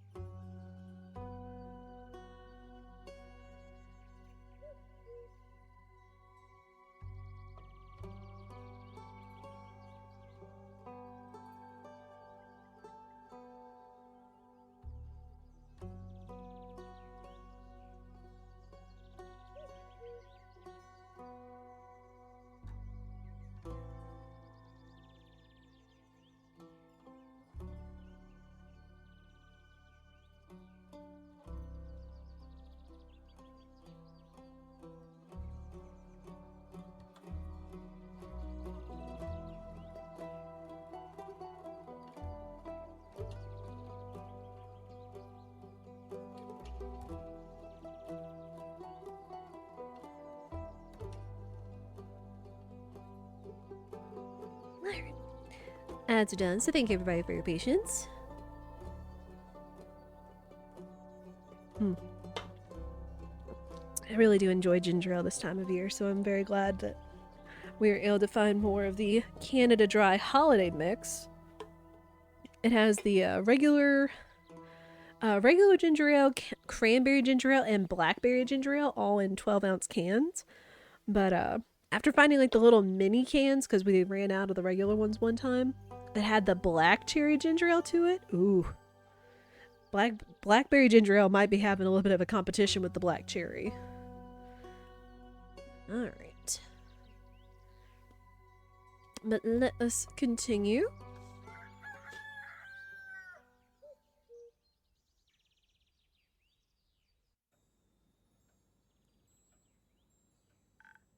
Good morning, innkeeper. Could you please make me a drink?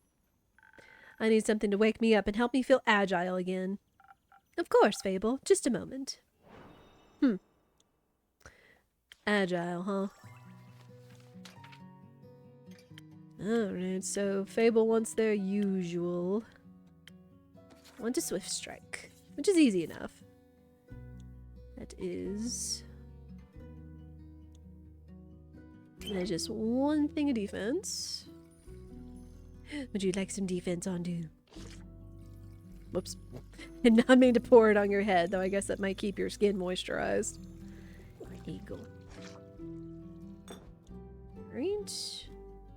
A little bit of intelligence. And then...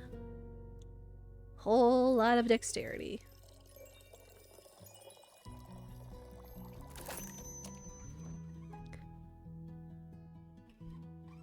Of course, get pets.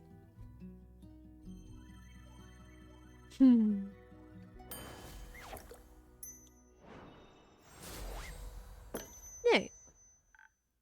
Thank you. I feel much better already. Long night? Very. Turns out there were a lot of farmers who needed help. Regret offering it? Not at all. I really enjoy being able to help people. Before I just used to wish I could help, but I never felt competent enough to try. It's fun to try. A bit exhausting at times, but I think I much prefer this over waiting around. I still could use a bit more practice, though. That's fair. Just make sure you also practice taking breaks. You'll have a much easier time helping other people if you're not close to passing out yourself. That's what I have your drinks for. My drinks are not a gateway to burnout. Yes. Yes, that's exactly it.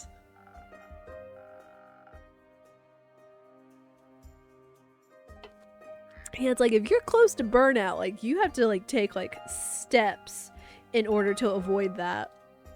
You know? Like, my gosh. I admire your kindness, Fable, but you too should fall under the umbrella of people you're being kind to. I mean, I am pretty good at falling. You're pretty good at a lot of things. I try. I know.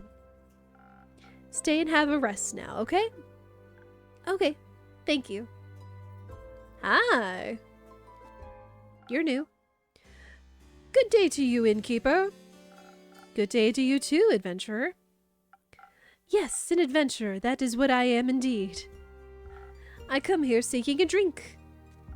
What a coincidence, I do happen to have some of those in stock. What can I get you? What kind of drinks do adventurers usually get? Whatever they desire. Then, well, I could do with something that tastes good. Of course. Perhaps something that could protect me from my foes?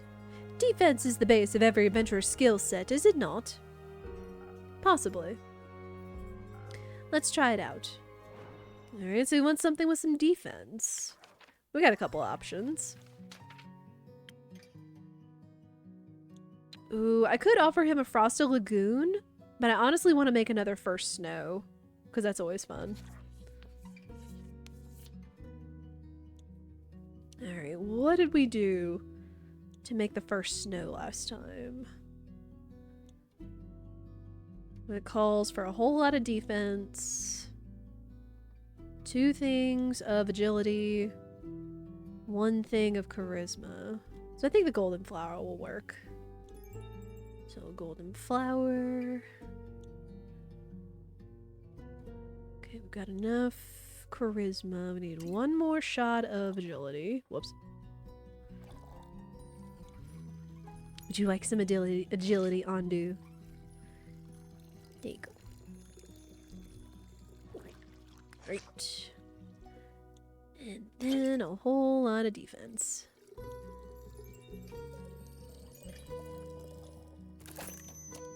And I got a first snow. What a good boy. Alright, ding ding.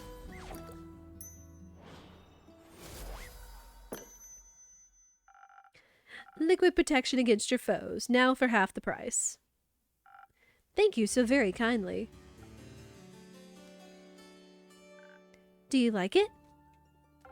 Well, yes, of course. Then you should say so.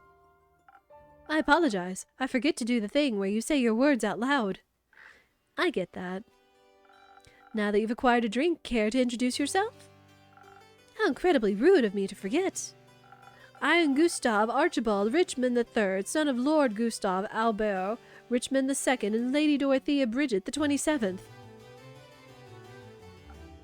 An up-and-coming hero from Windmoor. And who might you be? The up-and-coming innkeeper of Zenith. Happy to have you here. And I'm Fable, of the Ashen Grove. You're Fable? Yes? Is that a bad thing? The Fable that saved Tregorin from werewolves? The very same. Wow, what an incredible pleasure it is to meet you. I've heard so many things about you. Oh, good things, I hope. Of course. They said you single-handedly persuaded the werewolf to give up his wicked ways and reunited a family. That's one way to put it for sure. They do have a way with words. Incredible. A true hero indeed. They spoke of you helping with the aftershocks of the starfall as well. I mean, that's a given. I need to help out when I can. You truly have the heart of a folk hero. How admirable. What about you, Lord Gustav Archibald Richmond III? What are you the hero of? Well, I'm, currently leaving my backstory era. I'm in the first act, so to speak, on my journey of becoming a full-blown adventurer. I've had a bit of a late start, but I shall catch up with haste. Also, Archie is just fine. You don't have to say the whole thing every time. Well, Archie, if it's haste you're looking for, I can help with that. Someone gifted me some golden feathers a few days ago. Prepared as an infusion for the right drink, they can hasten you up in no time. Really? That's spectacular! I always thought those things were myths of legends you only read about in books. Do you read a lot? You know, sometimes. Not that much. You should. You sound like someone who enjoys adventures and books are so full of them. They are. I'm just too cool for books. No! Nobody is too cool for books.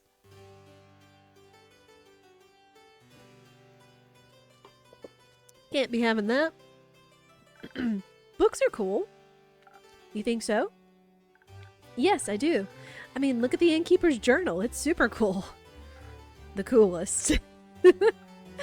Oh, well, actually, maybe I do read quite a bit. I'm sorry for being so weird about it. Don't worry. We're all a little weird sometimes. What kind of books do you like? Anything full of adventures and heroes and adventuring heroes. They're just like me. Obviously, my parents would much prefer if I read about other things, such as books on etiquettes or the newspaper. I'm sure they would love it if I wrote a dissertation on the intricacies of the Diria negotiations, or even became a diplomat myself. That face. That's like the perfect little blank stare face right there. It's awesome. But I think I would fare much better as a savior of this world, don't you think? The Diria negotiations? I'm unfamiliar.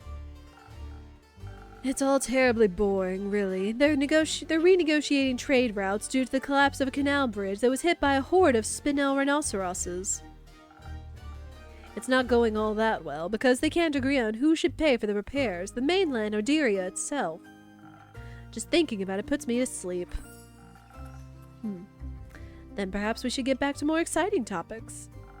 How do you plan to start off your hero's journey? By doing something heroic, of course. What's something heroic I could do? You could start by helping the local farmers. They're still rebuilding their homes and relocating their cattle as we speak. Great idea. How much gold should I give them? Gold? I mean, I'm sure they wouldn't mind gold, but I was thinking about lending them a hand, you know, physically, with your literal hands. Ah, okay. So I would go to the farmers and ask what they need help with. Of course, of course. That sounds... I shall figure it out. Thank you for the inspiration, Fable. It has been an honor meeting you. I hope we shall cross paths again. Till my next quest, Innkeeper. Till then. Oh, you poor sweet summer child. That was... adorable. Weird. Not because of him. He heard about me? Being a hero? That doesn't sound right. But you are a hero. Not really. I didn't even do that much yet. Not even enough to be inspiring to anyone anyway. There are much greater heroes than me out there. He wasn't impressed by other heroes. He was impressed by you. That's nice. You don't sound very happy about it. I am. It's really flattering, but I just don't think I did enough to deserve his praise. I'm just some elf. It's not for you to decide who's impressed by you and who isn't. I'm personally going to keep bragging about knowing Fable, the great hero of the Ashen Grove and savior of Tregorin. Alright, I get it. Thank you, Innkeep. I'll try better to accept compliments. Yes! I know I'm the same way. I've been bad about accepting compliments in the past, and I need to be better about it, because, like, truly, like, you know, I mean, I'm not one to, like, want to seek out comments. Like, everyone likes to hear something nice about them, you know? I mean, like, chat likes to hear about how cute and valuable that you guys are all the time.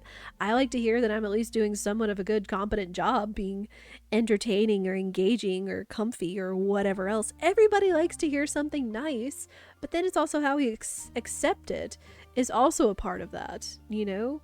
Because we don't want to, like, wave anybody's feelings or emotions away. It's like, it's not about being humble, though I have learned supposedly in Japan that anytime someone does offer you a compliment, you kind of negate it, where you're like, yeah, you know, you say no, not me, or whatever, that kind of thing. But you still need to be able to accept a compliment. You know, it's in being gracious and humble and not, you know, all that noise. Anyway. Good. Hi. Zephyr, Blaze, Malachite. Oh. Hello, Innkeeper. Hello, Fable. Hello, Melly. And hello, Malachite. Did you change your name again? It's good to see you both again. Likewise. Right, Mal? I'm still tripping that his name doesn't fit on the nameplate, but whatever. Can I offer you two a drink? Actually, you can offer us a quest. Are you talking about the one you just picked up by any chance? Your incredible deduction skills strike again. I'm only trying to match wits here. So you're interested in saving those poor familiars? I am. Missing familiars, silent wizards, clues leading to a seemingly dead end? That sounds like a case for the world's greatest detective. And her sneaky assistant. They do sound like a great team. They're not a team. But they are going on a quest together. They are not. Then why are you here? She didn't want to come here alone. Said she can't reach the quest board. She did. And I needed a drink anyway. So you're sending Melly on a quest? Alone? As is customary, that's how the Shadowbanes have always handled it.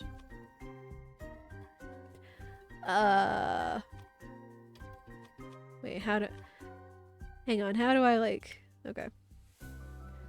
Yeah, Melly isn't a part of the Shadowbanes, or it's an honored tradition. If you want to say what I should say, then you can type either 1 or 2 in the chat. This is all part of the new update in the DLC that they dropped, is that they added Twitch interaction with you guys.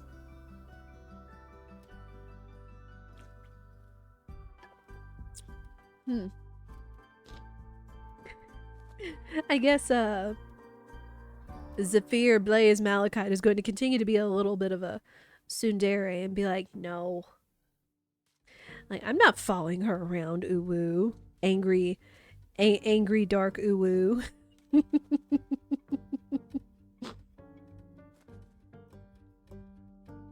But they're all so cute.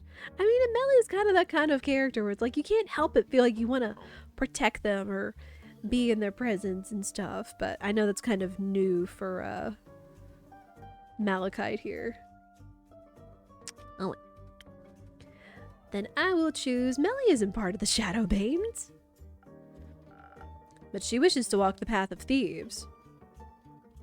So she must embrace their lifestyle. I think she's trying to walk the path of a detective. And that just sounds dangerous and negligent. I agree. You're not coming with me? Oh. No. Why not? I just explained that. Badly. But you have to come with me. Why? It's clearly a job for 2 people. There's no job that can't be done alone. What if I need someone to sneak into the crime scene to gather evidence? Didn't you want to go on this quest to test your stealth training? But what if I get nervous? What if I forget how to be stealthy? Or what if none of the familiars want to talk to me? I don't know, Melina. And what if I come back and you've been eaten by a T-Rex? Who cares? I do!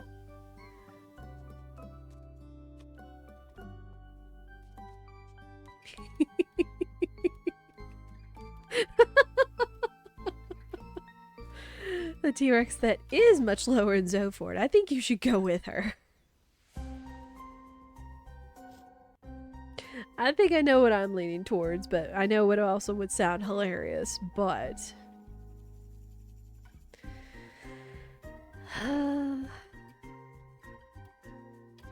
Though I guess both of these are, in a way, both saying, hey, you should go with her, because if she's going to Zoford, and it's like, hey, he has a much lower chance of getting eaten by a T-Rex in Zoford, then you should go with her or something. You'll know. Alright, I think you should go with her. I think you should mind your own business. And I think you should make better decisions. Melly is right. You two make a good team, especially for this case. So stop hiding from the imaginary T-Rex of emotional vulnerability and just go on this familiar themed vacation. Dang! Oh, Inkeep hitting it where it hurts. Getting to the heart of things. The T-Rex of emotional vulnerability. What the fuck? You might even enjoy it. Listen, Melina, even if I wanted to come with you, I couldn't. I've got obligations, things to do. You're a thief. You don't have fixed working hours, and you don't have any other friends waiting around for you. Woo. Maybe not, but I do have a sheepfish to take care of. A what? You have a sheepfish? I do. His name is Rufus, and he doesn't do well alone. Plus, he needs to be fed and to do his daily crossword puzzles, otherwise his wool will get strawy. Oh, well, you're right. You can't just leave Rufus alone. He'll get lonely. Yeah. I could take care of Rufus. What? Well, I live nearby, and I'm very good with animals, and pretty decent at crossword puzzles. This sounds like an excellent idea. What if Rufus doesn't like you? He will, certainly after one of Fable's famous lullabies. You sing? Sometimes. Maybe you can sing a song about how Mal and Rufus got eaten by a T-Rex while the familiars booed me out of town. I think I'd prefer a song about you and Malachite saving those familiars instead, right, Mal? Fine, but just this once. See it as a final exam for your training. Yay! That sounds fun! Wonderful. So do you two need any help on your quest? Don't know. What do you think, Detective? Well, it's great that you would ask, mighty assistant. Please don't call me that. Okay, Mighty Mal then. No. How about John? Sure. So, John, thanks for asking. I have studied the quests given to us thorough closely, and I have come to the conclusion that there is only one option. This is a classic case of finding the right clues sprinkled throughout the witnesses' testimonies and piecing them together correctly. The townsfolk, the wizards, the familiars. They'll all have different conflicting information, and we'll need to collect and untangle it all to see the whole picture. But to achieve that, we need to be charismatic enough to get the truth out of them. And for those who still refuse to talk to us out of guilt or fear, we'll need to activate our stealth powers, find those hidden clues ourselves. Also, we should be quick so they can't destroy any evidence. I can offer you some of the golden feathers. They do come with a sweet aftertaste of haste. That way, you should be able to make it to Zoford much quicker. Great idea. Why does he keep going through name changes? Now he's John. Yet again, another IRL normie name in my fantasy D&D game. Oh, this video game. Oh, I think you underestimate it. What do you suggest instead, John? I agree with the stealth part. We could use a hint of dexterity to make sure we remain unseen for as long as possible. But I believe our focus should be on overpowering whoever is responsible for this. If they're making familiars disappear, they won't be interested in discussion, not a fair one at least. We should fight first, ask questions later. I guess you got bored of the stealthy approach. Different problems require different solutions. If you're itching for a fight, may I recommend fresh phoenix chilies? Some fire resistance could be a big advantage against wizards or familiars. Whether a fireball or fire breath, you wouldn't want to walk in unprepared. Does Andu have fire breath? Technically, yes, but he's usually too lazy to use it. Oh, so Andu like is a full-fledged fire-breathing dragon. That's adorable. It helps a bunch with roasting marshmallows, though. I'd love to try Andu's marshmallows. I'll see if I can set something up when you return. Thank you. I think some s'mores could also help convince those familiars to help us. That's ridiculous. A dagger would be far more convincing. I think both could work. Innkeeper, what do you think? They definitely need a little bit of dexterity for sneaking around, but what should they pair it with? Haste for a quick arrival and charisma for smooth talking, or pure strength and some fire resistance? Let me think about it. Alright, so we have a choice of drinks to make this time.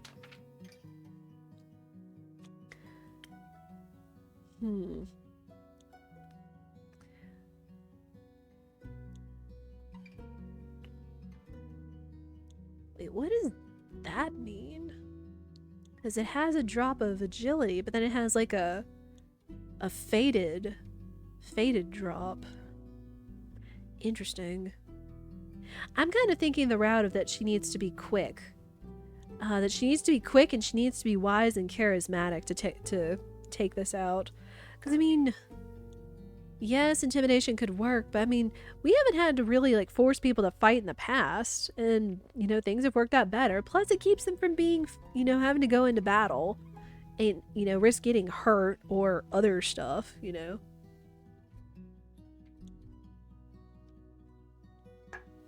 I mean, I'm not naive enough to know that sometimes things do take a physical altercation in order to work and such.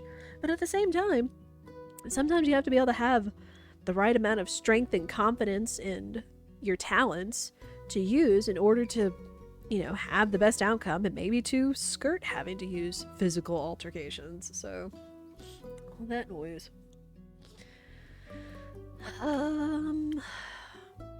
Hmm. So what they need, a lot of charisma with a little bit of agility. If we were going to make him something with some agility.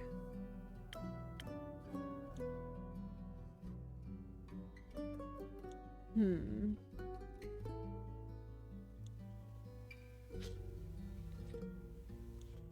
So we would make him a sailor's courage, I guess, if we were going to send him with the strength to fight.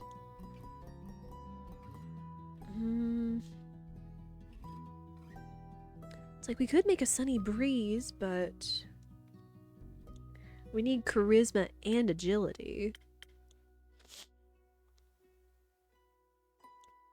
Hmm.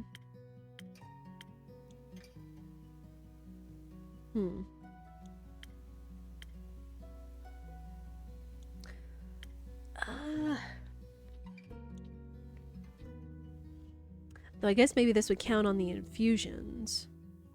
Is what it would be?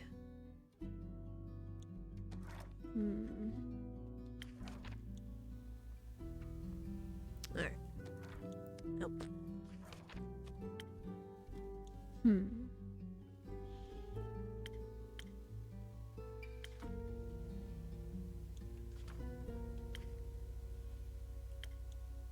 Then got those.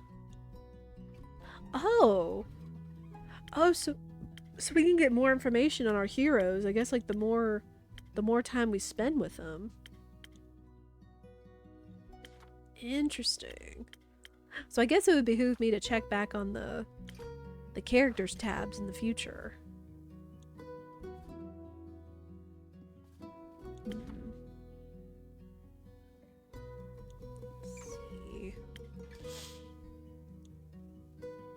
Okay. So she did mention golden feathers.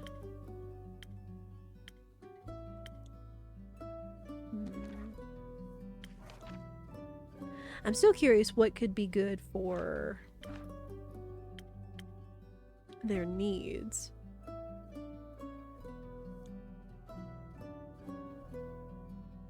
Though I guess maybe they could use 1,000 winds, but that has more focus on defense. Like, it still has a little bit of agility in there. And they don't necessarily be relaxing. This one's actually a little tricky feeling, I feel. Stresses.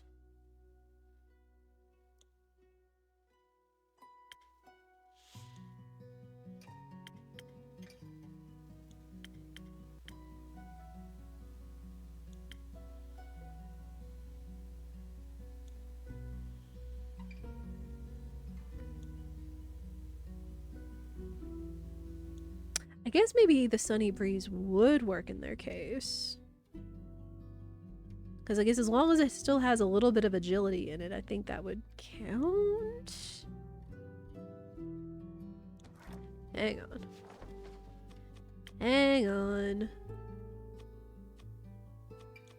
Oh wow, it could actually create quite a few saves.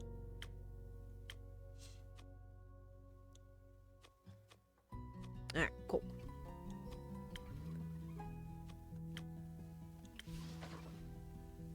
Alright, so we could at least save in case I, like, mess it up or something. Yeah, I'm thinking they should make a sunny breeze. No. What was the other one?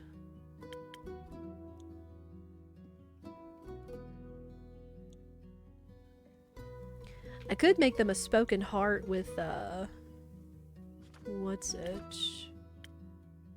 The golden feathers.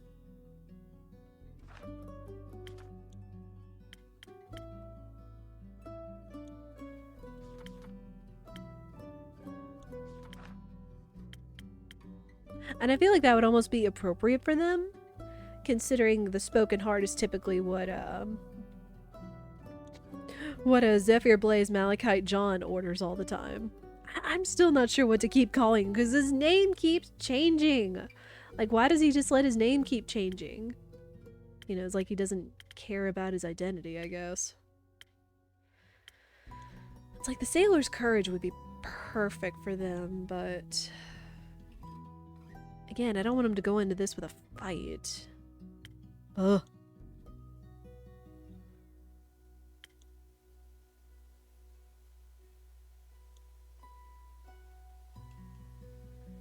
Airy confidence, heartfelt words, persuasive abilities, charismatic boost.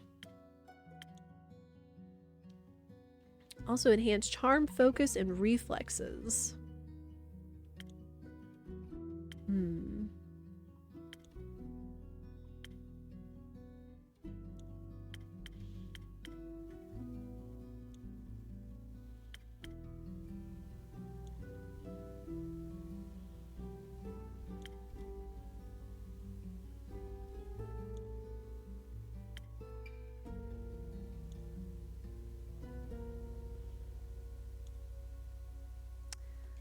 Let's try a sunny breeze. And then they need haste. Haste, haste, haste. So, one feather. It's a little bit of agility.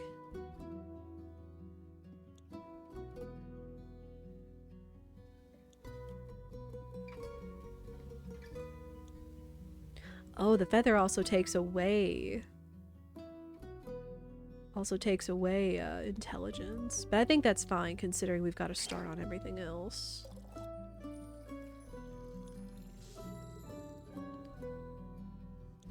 Ooh, we'll need a little bit more.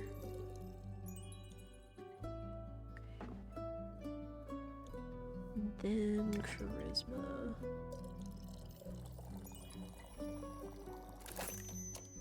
Alright, there's our sunny breeze. Hopefully this should work for him. In that white undo. Oh yeah, do you want a drink? What do you want? What do we put in? You want some charisma?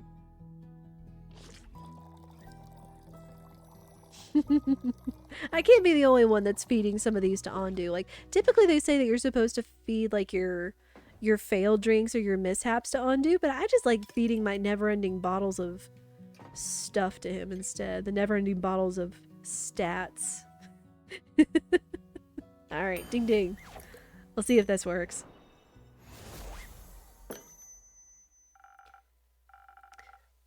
Okay. I think this case needs a delicate hand. The best detective work is achieved through clever conversation. Ha! You're spot on. Guess this is how I die. Don't be so pessimistic. My drinks have your back. Do you think you're prepared to solve this case, detective? Yes. With your help, we'll complete this quest with haste. We'll be back soon. Best of snooping.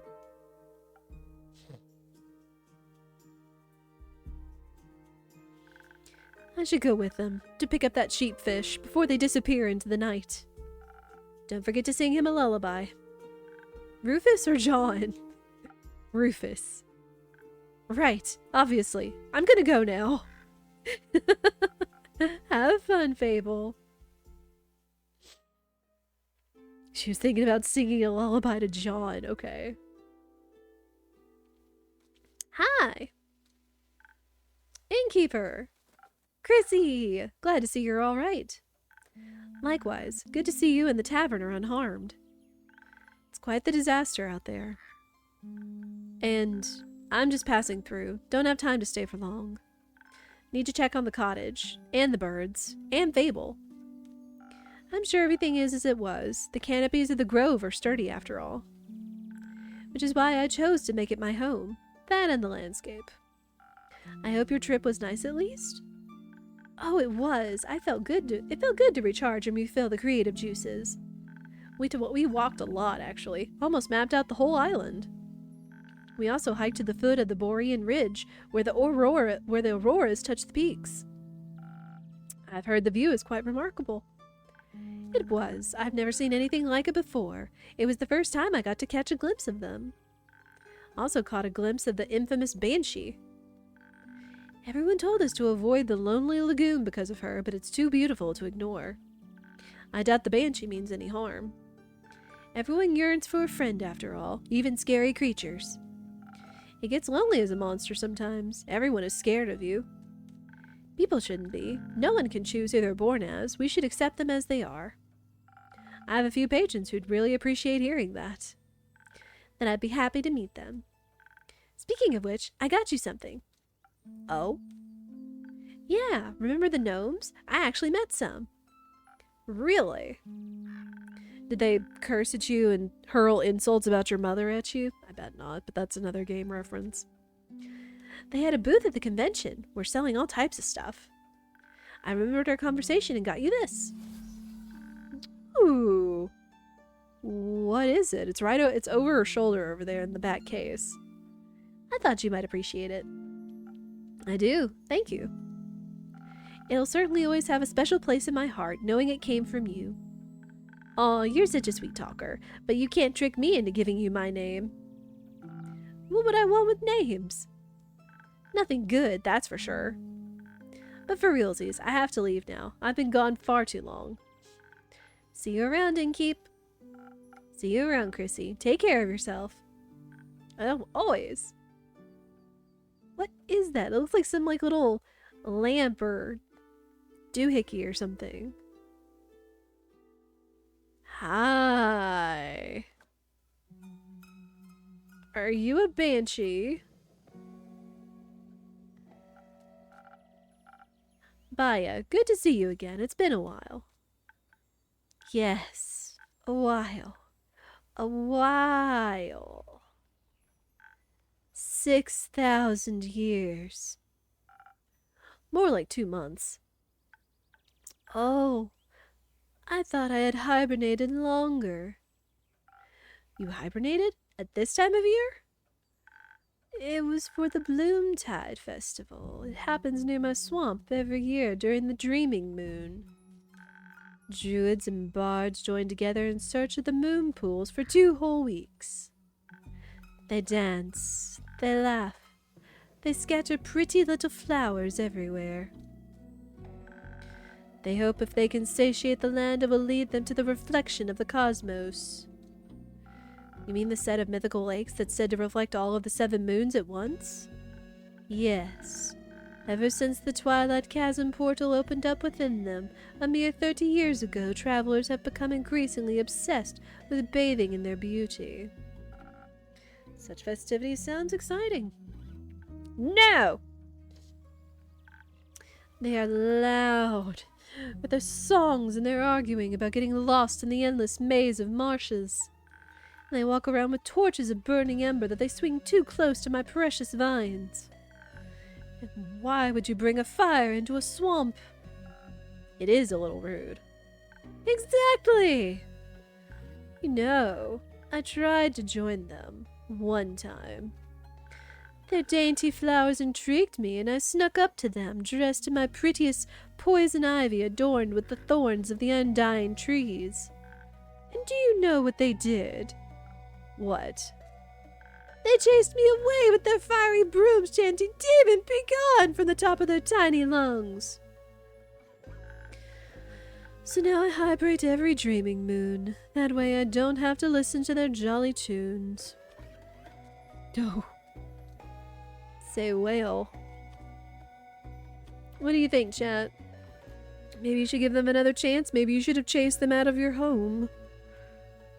I mean, it's like you can't help where people are going to show up, especially if it's a big popular spot, though I entirely understand about having too much noise and light, considering sometimes our neighbors like to have very loud parties on the weekends, but what can you do? Alright. I don't know, it's a hard call. I don't think she should chase them out lest that cause further adversity. But it's if she could talk to them and have some kind of further compromise or something, I don't know. Maybe you should give them another chance. Very few Gaians are familiar with the creatures of the bogs. Only with the stories about their bone-crushing teeth. What's wrong with bone-crushing teeth? They think you might want to crush their bones with them. Ah, but that would be so rude. They don't think that way. But I think if they got to know you, they'd like you a lot. After all, you make the best flower crowns in all of Gaia, maybe even all of Asteria. Those sound perfect for a festival. You might be right. Maybe I'll greet them with some flower crowns next year. I could even open up a seasonal flower crown store. I'd definitely buy one.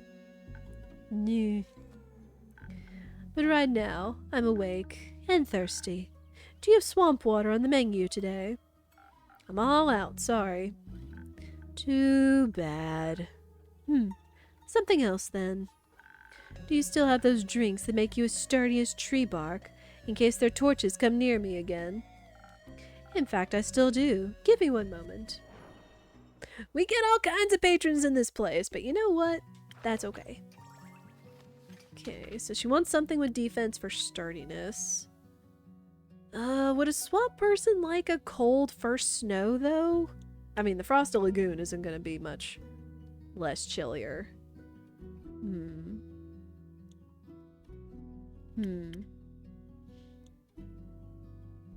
Again, I guess it doesn't matter what drink we choose, as long as it meets whatever they're wanting.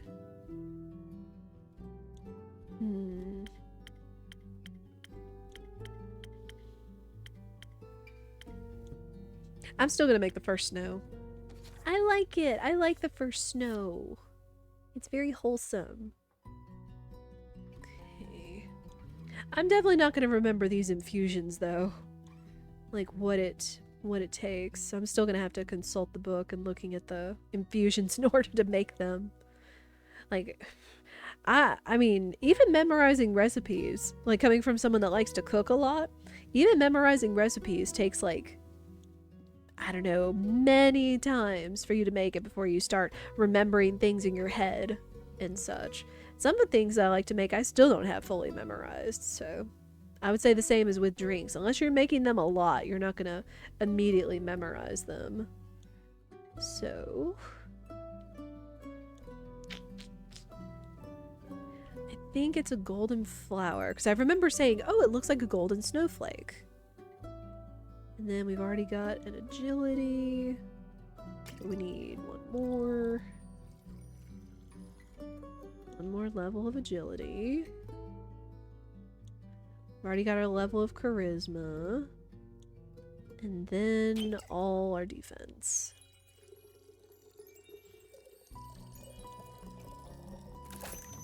The first snow. Okay. That looks right. Would you like some defense on you? There you go.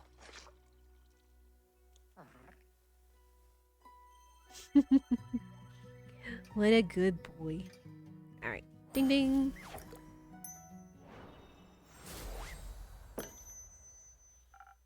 Liquid tree bark, just for you. Oh, delicious. I feel I could devour any torch now. Thank you, innkeeper. What woke you up from your slumber, anyhow? The night sky fell into my dirt hut. It burned my favorite weeping willow to bits. I am replanting it into many small sniffling willows. They are feasting upon the ashes of the stars and trying to extinguish them. It's a powerful nutrient. Ashes are good. Sounds tasty. After the trees and wind and pill bugs calmed down, I had planned to go back to sleep. All that calamity made me awfully tired. But when I tried to sleep, all I could focus on was this spreading feeling in my chest. Heartburn? Loneliness. I thought I should get out there and advertise my new spa. Because only crickets were visiting and they aren't very good at marketing. You know, maybe if people visit me instead of me visiting them, they won't chase me off. So I went to where I knew people could use my services, the werewolf camp in the Ashen Grove. I didn't want to intrude on their personal space, of course. So I just hung the coupons up on pieces of thin red string in the nearby canopies, together with some jolly little bells so that the wind would announce their presence, like little spells that draw you towards the nearest mud masks. I hope they'll visit me sometime. I didn't know you opened a spa. It's new. I want to share my flowers and mud and pools with everybody so we can all look beautiful together. You want to pin one up on my little board back there? I'm sure I've got space.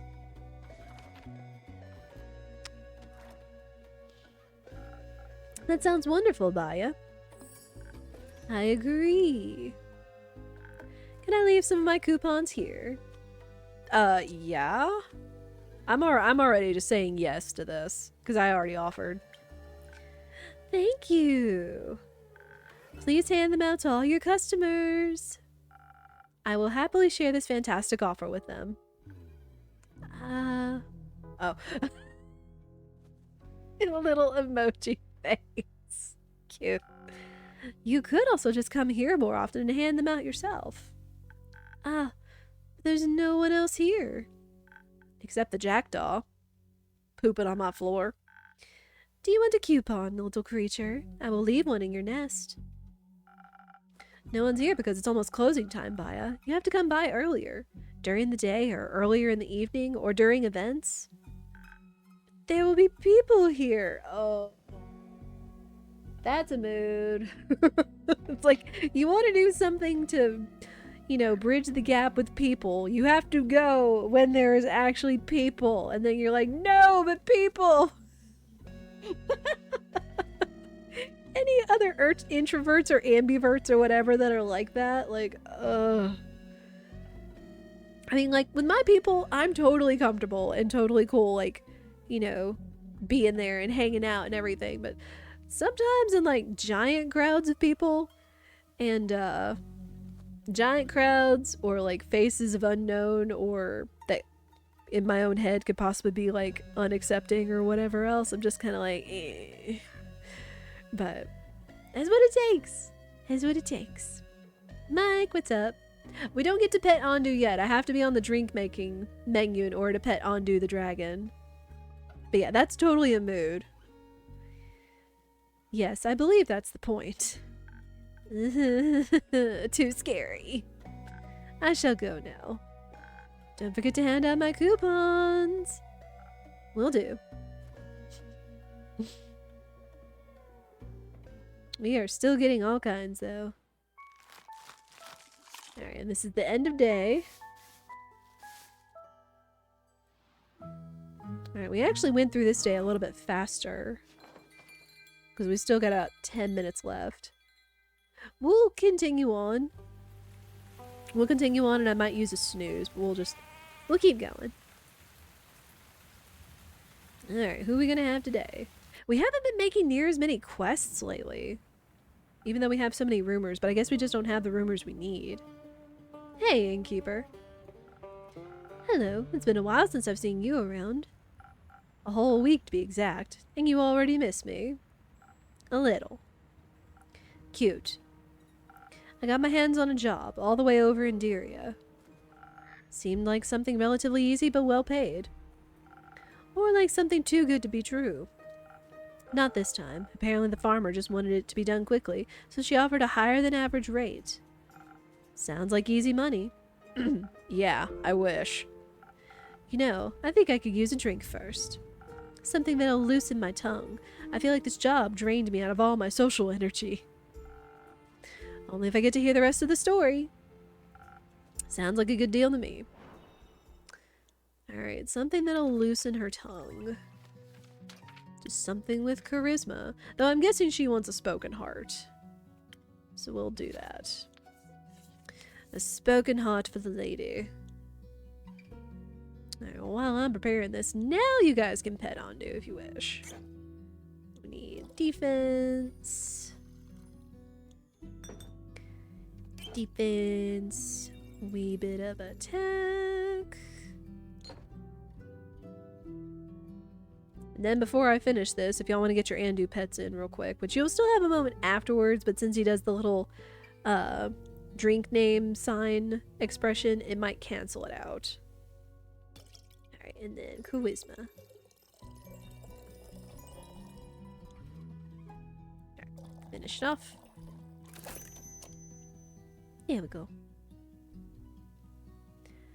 Auntie, would you like some charisma? Here you go. Not that he's not already charming. Here we go. But yeah, nothing beats some of the old-fashioned drinks you've got. Alright. Ding ding!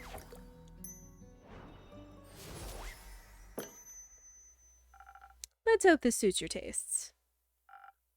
Your drinks never disappoint. Glad to hear. I could definitely feel my charm coming back to me. I made you a drink. Now it's your turn. Tell me about your latest job. Fine. A deal's a deal. Told you, the client's a farmer, right? She has a large flock of two-headed sheep. Apparently that darn starfall damaged their barn and they somehow managed to break out of their enclosure. Didn't think they were that clever, honestly. Must be the two brains. Probably.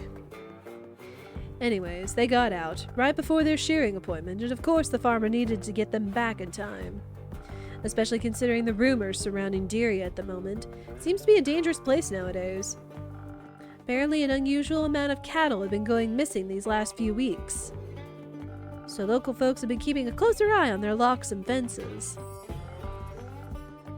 Of course, the farmer wanted her sheep to be safe, so she hired someone to bring her animals back. That someone being you. Obviously. I thought to myself, I'm a monster hunter. Handling animals is basically my job.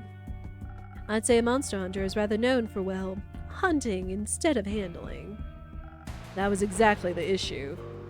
Do you know how stubborn two-headed sheep are? Let me guess. They're twice as stubborn as one-headed sheep. You got it. They're impossible to get moving, impossible to startle. One head might be eating, but the other one is always watching you.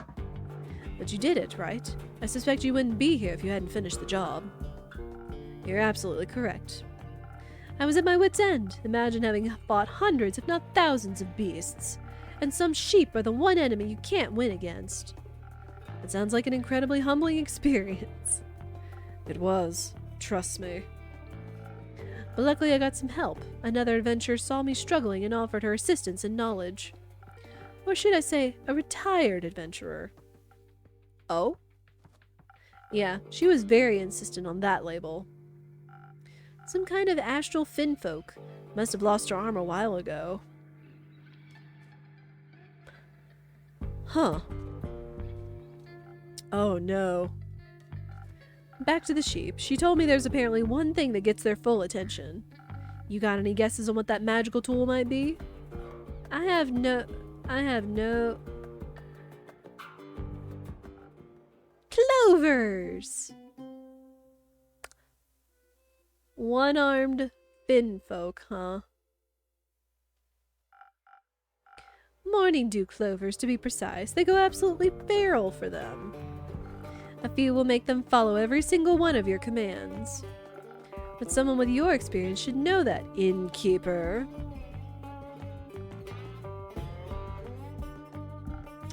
Do you two know each other? Barely. Keep your secrets then. Oh, so mysterious, innkeeper. I wanted to buy her a drink after she helped me out back there. Didn't expect you two to be best friends, honestly. Best friends? I think you got that one wrong, Jade. I'd never befriend someone like her. I have taste. Well, that was unnecessarily rude of you, Una. You didn't even consider my feelings. Consider me sorry, innkeep. Apology accepted. Speaking of taste, what about your drinks? I know you've always liked experimenting with potions and other suspicious liquids. Looks like you finally made it, huh? Indeed. I think I got the hang of it. Then what are you waiting for? Your old rival is waiting for a drink. Preferably one that will restore my energy. Those sheep made my old bones all wobbly and I don't like feeling so weak. Got you. Let's see what that old magic has to offer. Don't worry, she might not look it, but her drinks are actually really good. I bet. I'll just take that as a compliment, I suppose. There is so much lore dropping. indirectly going on here about the innkeep, about our character, but who is the innkeeper? Ugh. Alright, I want some strength. So we could either make her a southern brawler. I kind of want to make her the sailor's courage, though, since it's our newest drink. So let's do that. But that will call for an infusion. If I remember which one. Okay. So, chili pepper. Or phoenix chili, excuse me. And one thing of defense. One thing of agility.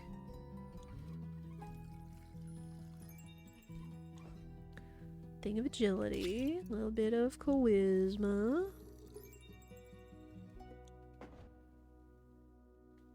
And more strength. Alright. And there's our sailor's courage. Andu, would you like some strength? There you go.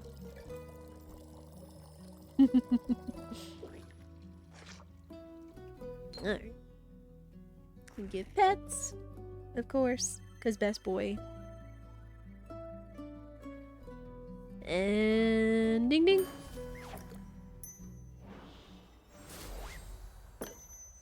That seems fitting for her, though. Oh, wow. Impressed? Don't get cocky now. You don't have to be shy. You can just admit I've improved. So, Una, Jade told me you're retired now. Had enough of the adventuring business? Absolutely. I don't want to have anything to do with that anymore. I've completed enough quests for at least 2 lifetimes. And yet you decided to help Jade. Ever had to handle a 2-headed sheep? Not yet. Lucky you. Lucky indeed. Sorry, I keep looking at Jade's turtle and it almost looks like the turtle has like a nose piercing or something. Anyway. I just couldn't watch her struggle with those stubborn beasts any longer, but this one was a one-time exception. Did the farmer pay accordingly? After your morning dew clover's magic trick? Oh, absolutely. She was so happy she gratefully paid both of us. That's good to hear. She even tipped us with some gems she supposedly found in one of her fields. But I'm a Maeda. I don't have any use for stones like those. And since I'm retired, I couldn't care less about material riches. So we figured we'd give them to you instead. Oh? But I wouldn't tell that pretentious blonde dragon priestess if I were you. Feels like a blasphemous gift. Hold on. Snooze. We snooze. Ooh! New infusion, let's go! Oh, divine gems. A little blasphemous indeed. I think I know just the right way to use them. Thank you. Don't mention it. Now that we're done here, I can finally go back to crocheting for the rest of my life. Didn't get this hook put in for nothing. Oh, she does have a little crochet hook extension! Where's EK at? She either might be lurking or she's out for dinner. I kept staring at the extension. I was like, what is that for? But then it's like, oh, totally duh. It's a crochet hook. But I'm also kind of curious if the little extension thing on the coat rack is hers too. That looks like a little spatula. Anyway.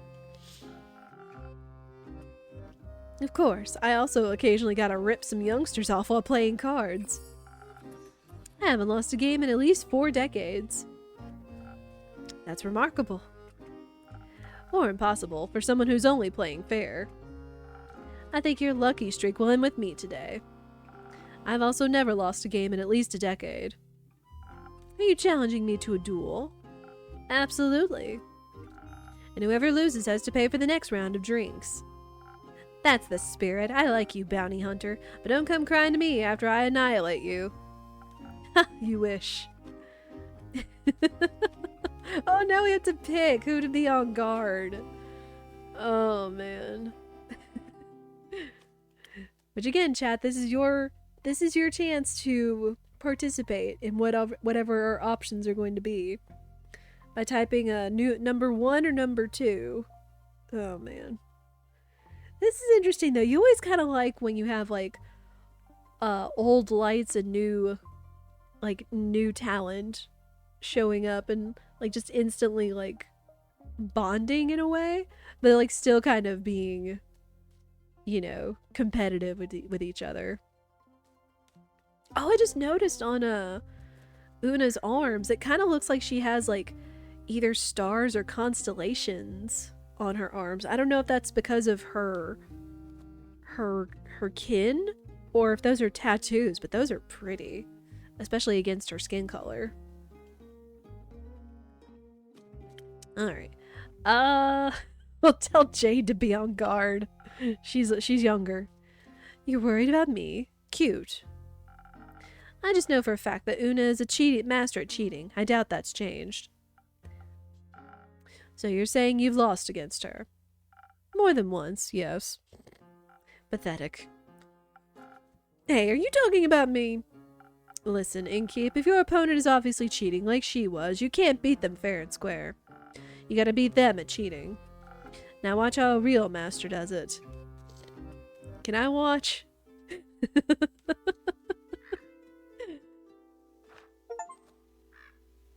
Gently Giant. Hi! Oh, you are adorable and muscular and have pretty eyes, and you're possibly Australian? Dang. And a good attitude. Good day. I've returned, Innkeeper. Welcome back, Miss Anwar, and welcome... This brave adventurer's name is Claymore. Claymore. He offered unexpected support during my quest. I'm happy to hear that. Thank you so much on behalf of, the world. Yes, of course, the world, Mr. Clay. You don't need to do the whole Mr. thing. Just Clay is all right with me. Otherwise, it sounds so formal, like talking to one of those graph people. Oh, you wouldn't want to be one of those. Clay it is then. Can I offer you both a drink in exchange for the story of how you two met? That would be a fun trade, right, Tia? I think I would welcome it as well. Then what can I get you? Clay, please go ahead. Oh my, you've got quite a lot of stuff on the menu. How about one of those drinks with ingredients? You look strong. How about something extra for those muscles? That sounds nice. Let's go with that. 1 minute. Alright. I've pushed the ads off as far as I can, but we do need to go ahead and run them. 1, before we run out of snoozes, or 2, before the pre-rolls do come back on for anybody that's coming in the stream. But this is a good chance you guys get to sit and chill with Andu, which means you can do ! Pet Andu in the chat. But I do suggest you all take a quick stretch break as well, as I will. Holy.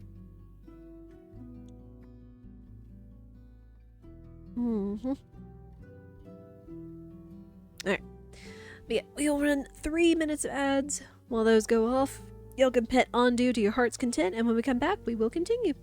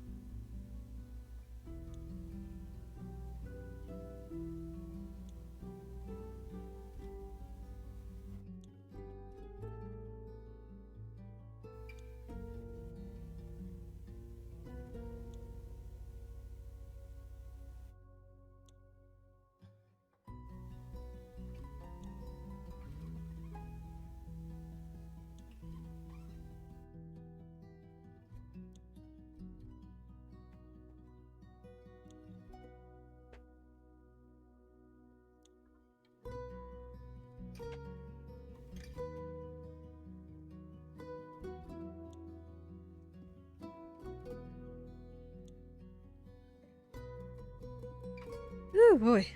Alright, ads are over. It is getting chilly. And by chilly, I mean like mid-40s outside. Like, good gosh. So I do hope all of y'all are staying warm and everything, whatever temperature it is where you are. Yeah, it is getting chilly. Chilly. Let's do a posture check.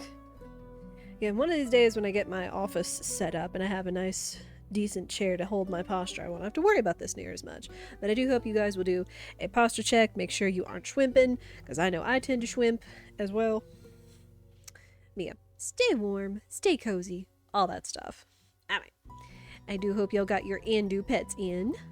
Divvy! Morning! How are you? How have you been enjoying your games, i.e. Metaphor and the like? I know you pointed out that Locomotive came out this week, which is cool. There's so many like neat games to look into. Also, Doobie, did you happen to see the news about Rebirth like cleaning house with a lot of the Golden Joystick Awards? That was super cool. Alright, what drink we got? Strength. Okay. I want to make another Sailor's Courage. How about that? Got you a nice cup of Kona Blend whole bean French press coffee. Ooh. I remember you talking about your ventures with new drinks and coffee making and stuff like that, so I'm glad that's enjoyable. I'm not as big of a coffee person. I'm kind of sad because I just ran out of matcha yesterday, so I need to find some more. Well, so, and still making drinks is good, hence why we're also playing Tavern Talk. Because it's also very good. I would probably try almost anything on this menu. Because the drinks like either look so good or so fun. It's a very big pain in the butt to grind the beans. Yeah. You should buy an electric grinder. You should! I forget if it was a wedding gift or if it was something Spirit bought, but he absolutely has one of those electric bean grinders. He loves using that whenever he's got like whole beans and stuff like that. So yeah, maybe you can make it like a Christmas present to yourself or something like that. Mm-hmm. Make it a less pain in the bean. Alright, he wants something with strength, so we'll make a Sailor's Courage. Yeah, how you been doing? How was your week? What's next week look like for you? Are you like taking like all next week off? And this goes for anybody. I know I will go ahead and say next week's schedule might be tossed up a little bit. I'm still going to stream. We're still going to stream. But I know Wednesday I'm actually having lunch with a girlfriend of mine that's been hard to pin down because she's been super busy. So her being able to make some time in the schedule to have lunch is actually nice. But it's going to happen about the time that the stream is going. So Wednesday will be kind of TBD and all that stuff. But I will still let you guys know. We will try to stream as much as we can and such. You still work on Monday, Wednesday. You do get Thursday, Friday off. Okay. So you still get the 4-day weekend. That's kind of how my girlfriend is too. Which is why she's had to be flexible on Wednesday. Because she works for a bank. So of course being closed for 4 days and being the manager, kind of a big deal. So, but I'm sure that's a lot of people. Aside from any of the kiddos or teachers that are like supposedly off the entire week. Like, my gosh. And the end of the month, yes. That's right. I can't believe coming into this next weekend it's going to be like the full end of November. It's crazy to think about. But it's kind of neat when the calendar lines up for that way. For all intents and purposes, because of how late Thanksgiving is. Yup. Doobie, are you doing anything cool for Thanksgiving? I mean, it's Thanksgiving. It can be all kinds of like food or hanging out with friends, family, doing something cozy or whatnot. It is totally awesome. I've got to remember how to make the Sailor's Courage. I think it's the chili pepper. I think. Yeah, I think it's the chili pepper for the Sailor's Courage. Football and food. That sounds like my brother. That absolutely sounds like my brother, because he's definitely going to be watching the Egg Bowl, being a huge fan of Ole Miss. So. Definitely understand that. I'm just usually in it for the food, usually like making food. I don't make the entire spread, but they always look to me. It's like, you're bringing sausage balls, right? It's like, yes. Bring sausage balls and whatever else y'all think, you know.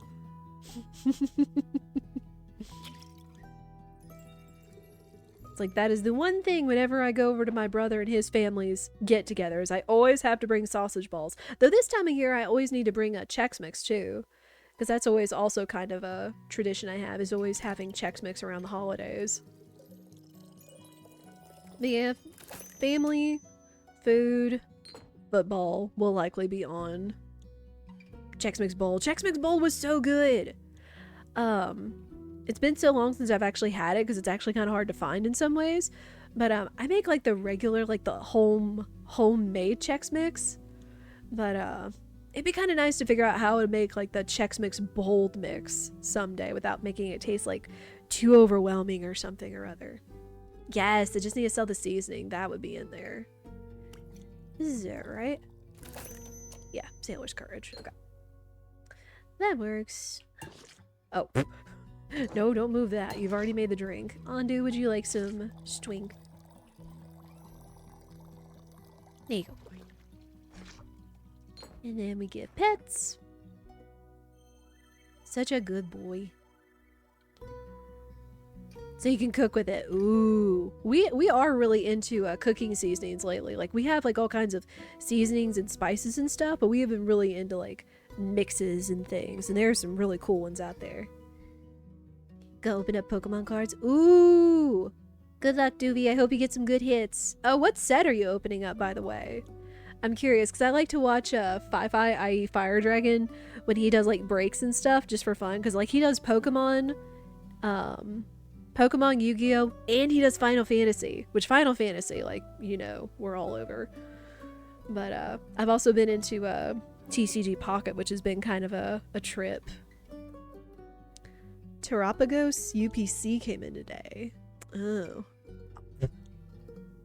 Haha, you got auto-modded. Nerd.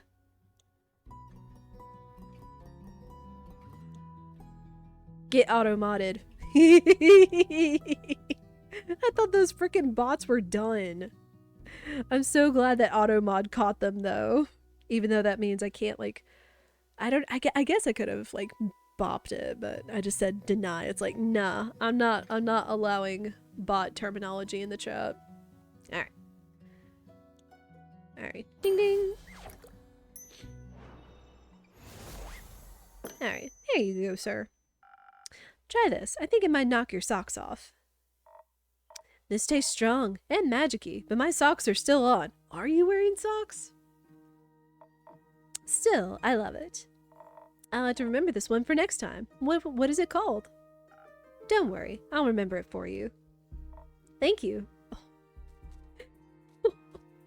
I like this guy. Oh. Now, Miss Anwar, what would you like? I need some of that liquid vigilance. Even if it's important to stay on guard. Or even in here, it's important to stay on guard. Wouldn't this be the right time to relax? There is no such time. Alright, then I shall aid you on your divine mission of not falling asleep standing. Alright, what does she want? Strength. Okay. I'm still gonna go with making the new drinks. Like the first snow. Boop. And if that dumb bot does come back, they're gonna get bopped. Frickin' advertising cheap viewers. My viewers are not cheap!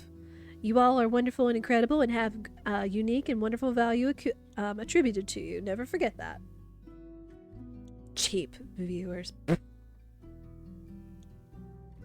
Plus, I like real, genuine connections. So. For snow, it's golden flower. I only remember the golden flower because it's so unique and it looks like a little gold snowflake sitting in the middle of the picture. Need one more shot of agility. We've already got charisma, and then just defense.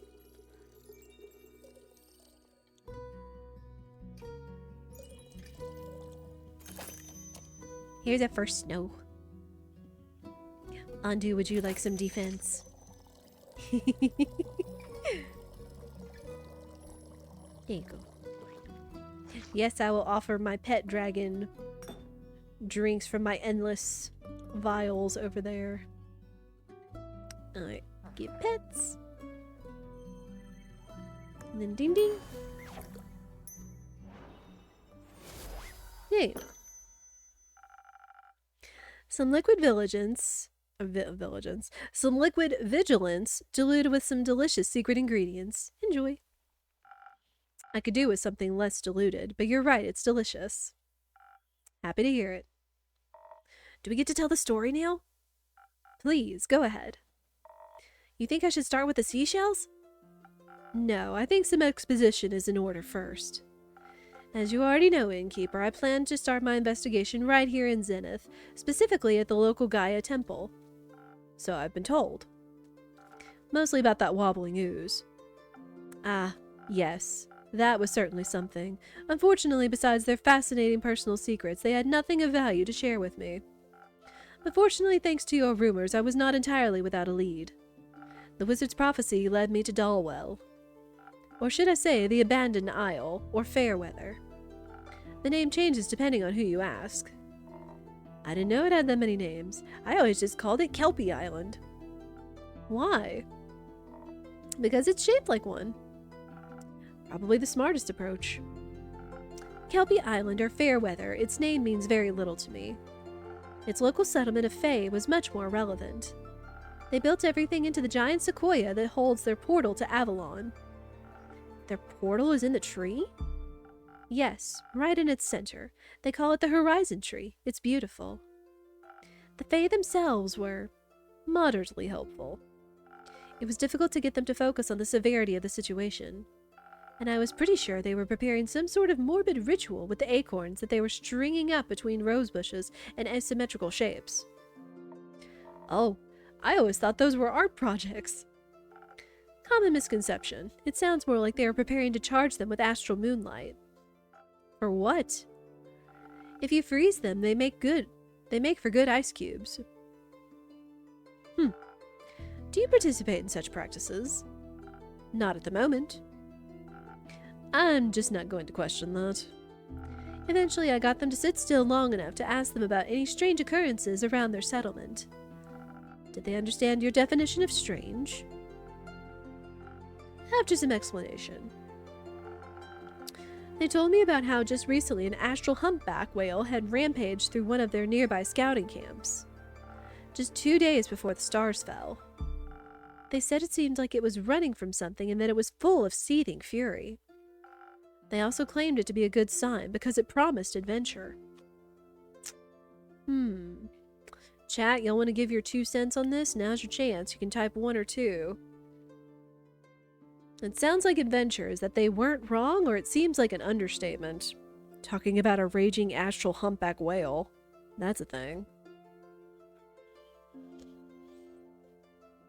Get some sips.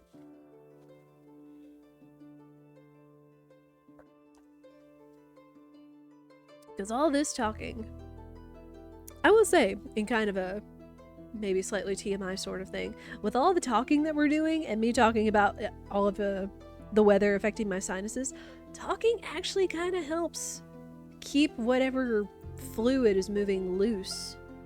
So then that way it could be extracted during breaks, you know.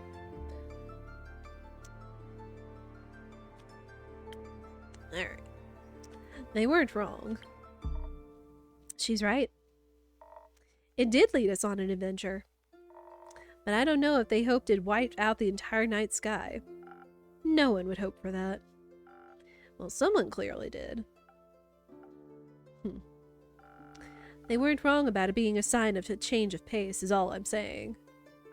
The exact definition is subject to personal convictions. It certainly was a sign of something being awry, and I was determined to get to the bottom of it. So naturally, I made my way to nearby Carapace Beach and prepared a celestial summoning ritual under the young astral moon. For the humpback whale, I suppose? What else would I be summoning? I thought maybe you wanted to ask Cassiopeia for her input. Are you out of your mind? The Realm Keepers have sworn a divine oath of neutrality that prevents them from directly interfering with the simple world of us mortals. The full might of their powers could disrupt the delicate balance of their cosmic design. Right. Sorry. Slipped my mind. You are forgiven. As I was preparing the ritual, readying myself to confront the troublemaker, I suddenly found myself being interrupted by a strange request. That was me. I asked her if she needed any more seashells. Did she? I did, actually. Pairing dragon-head tritons and flimmering limpet shells can heighten the dual aspects of the celestial twins, therefore making the connection to the astral sea more stable. Obviously. I had managed to find a limpet shell, and one happened to be among his offerings. I honestly just thought she was decorating the beach and that she could do with more color. You weren't wrong, in a way. Sadly, the shells burned up during the ritual, singed Chia's hands, too. Just a little. Fortunately, I possess spectacular healing capabilities. Fortunate indeed. Were you collecting seashells for beach decorating or your very own ritual, Clay? I was collecting them for my friends. At this time of year, Kelpie Island is full of all kinds of sparkling, floating animals from the astral sea. And they love munching on seashells. Do you encounter these creatures a lot? I try to. They're very nice. Clay can talk to animals. Gaia's blessings rest upon him.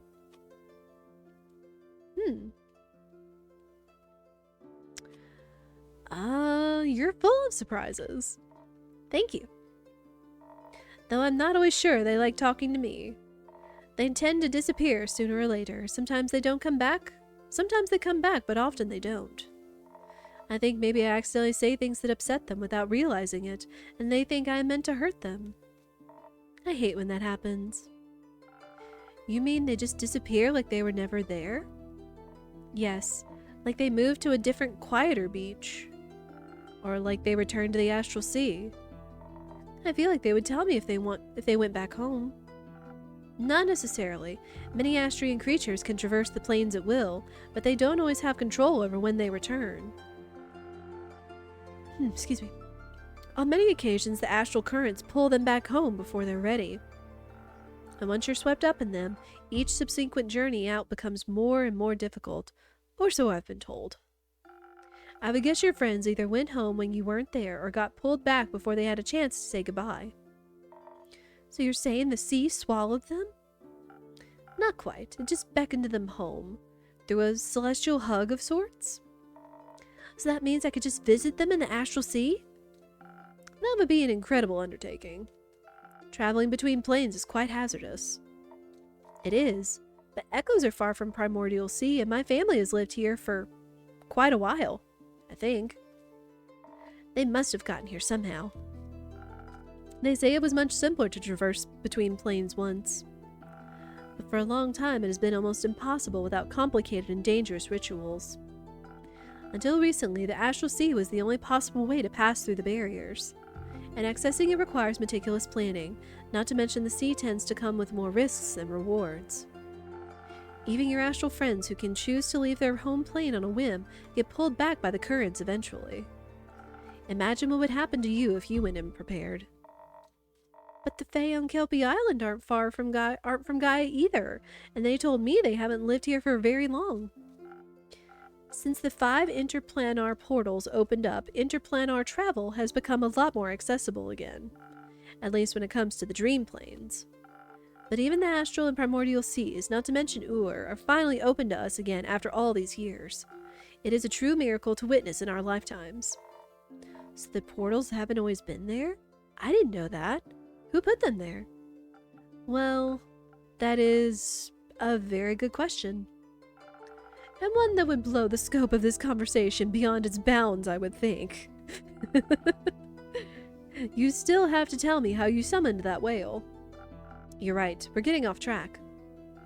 As Clay and I talked, he told me about his fascinating friendships with the astral creatures, and his ability to speak with animals as if they share a language. So you asked him for help? Well, he offered his aid. I certainly could have handled it on my own, but you didn't have to. Oh, Right. That, obviously. Thank you very much, Clay. Anytime. I love when he does that little blush and the sparkle eyes and he does his little double thumbs up. Clay is so pure and so wholesome for one that kind of looks like a barbarian. Oh. So I summoned it. The ritual worked exceptionally well and it appeared out of the sky in a wave of concerning darkness. Stars used to accompany them. I mean, there was one star. There was. The whale was even bigger than I had anticipated, almost as tall as the horizon tree. And in its stomach rested a great sun, the only star of the night sky whose light had not been extinguished, nestled right in its belly. Huh. I mean, if we're talking about an astral whale, then nothing's gonna make sense, especially with stars and all that, so that sounds beautiful. It was, in a way. The star wasn't the thing to worry about, though. The whale didn't look at all happy about being summoned. Instead, it looked like a wounded animal that was one loud noise away from lashing out. And it looked sick. Its translucent skin was gray, like it was frozen with the coldness of the highest mountains or the deepest depths. Its eyes were pale, almost blind, with no warmth within them. I thought for a brief second we must fight this beast before it consumes us and everything in its path. But when I looked over at Clay, I saw a deep understanding in his eyes, like he wasn't seeing a monster, but a friend. So I stayed quiet, knowing that whatever he knew outweighed my fear. You knew what it needed, Clay? Not completely, but I knew that look in its eyes. That feeling when you're so scared you get angry, when you want to fight because you're terrified you won't be able to flee. So I kneeled, to show it that I didn't mean any harm, and I held out my last conch shell in my hands. It took a moment to overcome the instinct to mistrust, but then it picked up the shell gently and ate it. I saw the conch freeze as it was swallowed. It looked painful. Wanting to comfort the whale, I reached out and carefully put my hands against its cheek. I wanted it to know it wasn't alone. I'm sure it needed that. It did. It was so sad it cried tears of golden dust. Its tears turned to ice before they even hit the ground. It was at that moment I realized its body had been cursed with a potent frostbite. I knew it did not trust me yet, so I did what I previously would not have thought possible. Through a hand on Clay's shoulder and the magic of your drink, I was able to briefly transfer my magic onto Clay, allowing him to cure it of its disease. He kissed it on the forehead and the ice burned away, freeing it of the endless chill. Oh, that would have been so sweet to see, especially helping a sweet whale. It was quite sweet. That's one lucky whale. And one unusual effect of that infusion. Is that not usually possible? Inspiration is a fickle thing. Such magic is deeply personal and differs from person to person. I always enjoy seeing how others imagine support to look like. Tia's support was very helpful. I'd hope so. Once it was free of its pain, the whale was ready to talk to us. I asked what had happened and it told me about fighting some sort of evil creature on 2 legs. A creature on 2 legs? So humanoid then. We assume. It turns out whales don't care much about our appearances. They care more about all the things being thrown at it. What a mean way to approach a whale. Apparently it swallowed some kind of stone. It could only remember its black and white color and that it tasted horrible. But it thought, I have a strong digestive thing, I have nothing to worry about. Rookie mistake. The 2-legged monster just wouldn't stop attacking, so it fled as quickly as it could, trying to find its way home. It felt really bad about destroying the camp. I get why. The worst part about being angry is seeing the wreckage you leave behind. Tia, do you ever get angry? No. I am the embodiment of calmness and self-discipline. You're also still kind of... well, she's not necessarily human, but... where I come from, they call that repression. I mean, what is, hang on, we're gonna look at our character list. Okay, they call her a seraph.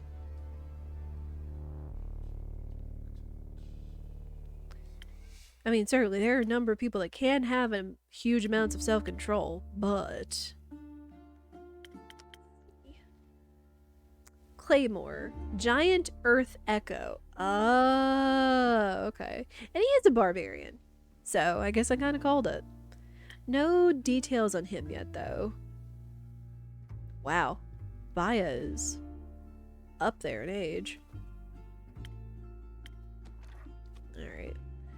I'm gonna go with the sassy one because that's true. Where I come from, they call that repression. Don't ch at me. Luckily, its anger subsided when it found its way back. It thought it was finally safe, but suddenly the freezing cold began. I don't mind the cold much. I'm from the Highlands and we get a lot of snow in the winter. But the kind of cold it was describing sounded awful. Painful and inescapable, like it was freezing from the inside out. The potent frostbite I mentioned. It seems a curse took hold and slowly spread throughout its entire body. It tried to keep itself warm by feeding on solar crabs and cosmic squid, but that didn't help much. It just kept getting more scared and angrier and colder. Until its brain was freezing over. It couldn't think of anything other than the cold. So in its desperation, it ate the hottest thing it could find. A star. A star. A giant one at that. It looked deceptively small contained in its belly. But apparently it was one of the biggest ones in the night sky had to offer. The East Star. It ate Pharos? The guiding star of the endless seas? It did. And it helped. It kept its frostbite at bay, even if it did not eradicate it. And as you can imagine, such a massive star disappearing did not have the most desirable effect on the astral sea's delicate balance of gravity. I can imagine that. The whale was very confused about what had happened. But it said all the stars around it suddenly started to fall and spin out of place. They crashed into each other, causing more and more destruction with each passing moment. I didn't understand everything it described, but it sounded bad. To label it as bad would be quite the understatement. The falling stars ripped holes in Cassiopeia's wings. To think that just one hungry creature could break the entire balance of the universe. It was hurt and scared. It should have endured, instead of hurting others. It was alone. It didn't know all that would happen.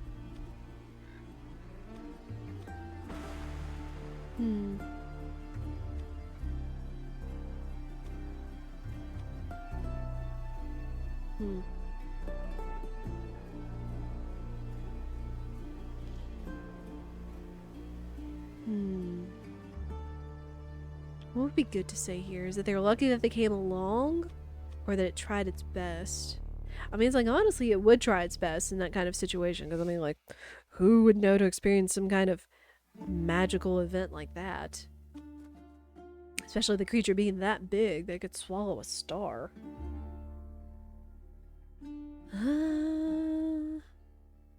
I just diffuse it by saying you're lucky it came along.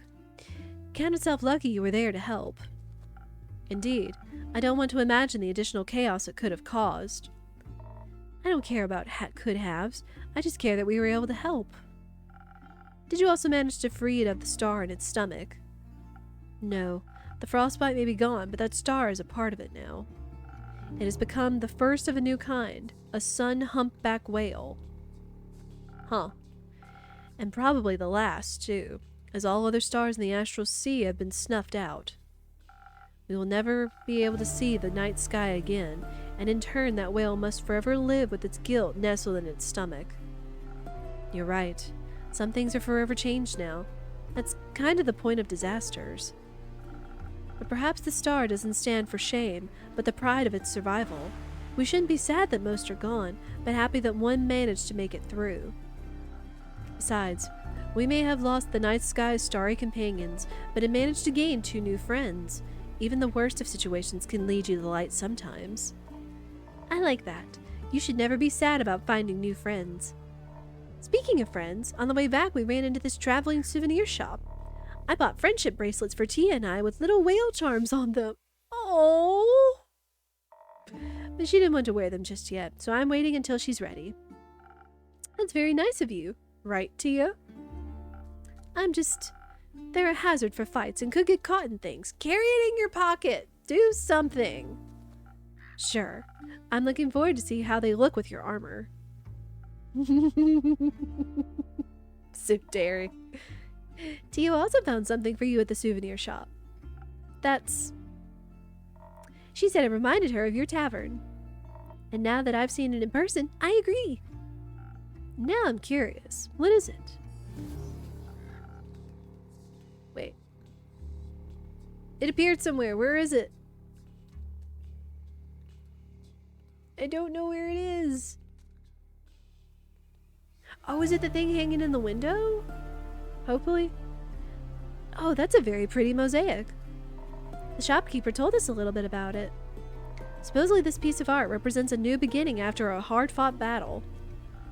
Kind of like the rise of the hunchback whale. That's very fitting. Thank you, Tia. So... Tia, aren't you glad Clay was there to help you?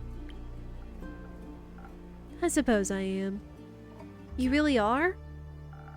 You are surprisingly competent. Perhaps one might even say I could not have done this entirely without you. If one was to be extreme about it. I think someone like you could do anything alone if you put your mind to it. But that doesn't mean you should have to. I'm always happier when doing difficult things if I have help from other people. I like Clay so much! He's such a ray of sunshine! Well said, Clay. Stellar teamwork, you two. Keep it up. Will do. Much more importantly, clearly our quest was not successful. What are you talking about? You cured the sun humpback whale, you found out why the stars fell, you even made new friends. What more could you want? We still haven't the slightest idea who caused all this. Well, you kinda do. You know that they're bipedal, so... An angry humanoid figure? And that is who exactly? Well, we can't rule out you, me, and the innkeeper. We can rule out you, me, and the innkeeper. We can rule out you and me. Dang! Ouch. No hard feelings. I believe your innocence, but sometimes evil hides in plain sight. One must not be led astray. I understand. Paranoia is a hard habit to break. Clearly someone orchestrated this. It seems too random and methodical to have been an accidental side effect. I must find out what hides in the darkness. If something like this happens again, it could end in a calamity the likes of which we have never seen before. I mean, more than the stars falling? But whatever. Don't worry about it too much, girly. This is just kind of how oblivions are around here. I wouldn't call this just another oblivion. How often have you seen the stars fall from the sky? 0 times. I was asleep when it happened, and now that it's over, there go my chance of ever witnessing a supreme meteor shower. You should not wish to witness such horrors. Some horrors are fun to look at. Listen, love, when I was your age, I used to worry about stuff like this all the time. This weirdo over here did too. We all did it one time or another. Did you just call me a weirdo? But I know from experience that making such a fuss about it won't get you anywhere. These bite-sized calamities are part of the natural order of things. From chaos to balance to chaos and back to balance, everything just switches around in a never-ending cycle. Sure, it's good to keep an eye out, but you don't have to give yourself an aneurysm over it. Just pick up a quest if it worries you and follow the natural flow of the universe. That way, if you're lucky, you'll end up retired like me. Such a leisurely attitude only leads to failure. And, even then, someone is always going to save the world in the end. And that someone is going to be me. Oh, the youth. Anyway, old enemy, got another drink for me? I'm running dry. Anytime, Una. Are you still running low on energy? How about another strong one? You got it. Alright, so strong and energetic. That was quite the tale, though. Let's see.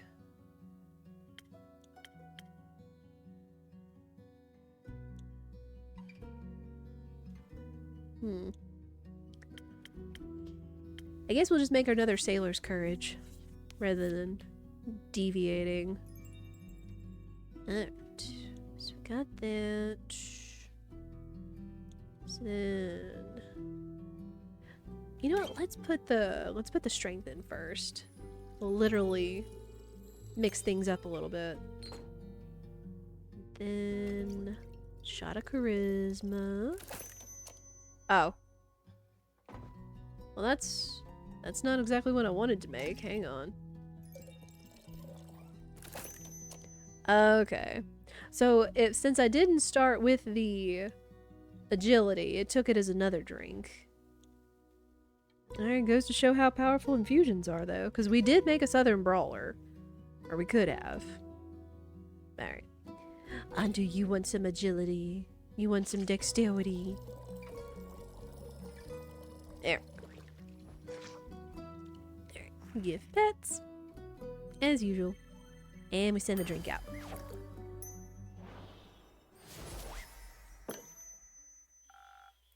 Strong, something strong for the most strong-headed lady I know. Weird way to admit you've lost every argument against me. But this drink is splendid, I'll give you that. See, with one of these, your worries will be washed away with flavor, good or bad, depends on the day. I find your apathy borders on tragedy. And I find your hero complex unsustainable. Remember, kiddo, they don't build those statues for folks who are alive. Who cares about statues? My purpose is my purpose, and I don't care who immortalizes me. No one's purpose is to die, girl. Life is much more meaningful than that. Anyway, my purpose is at winning at cards right now. Good luck with your delusions.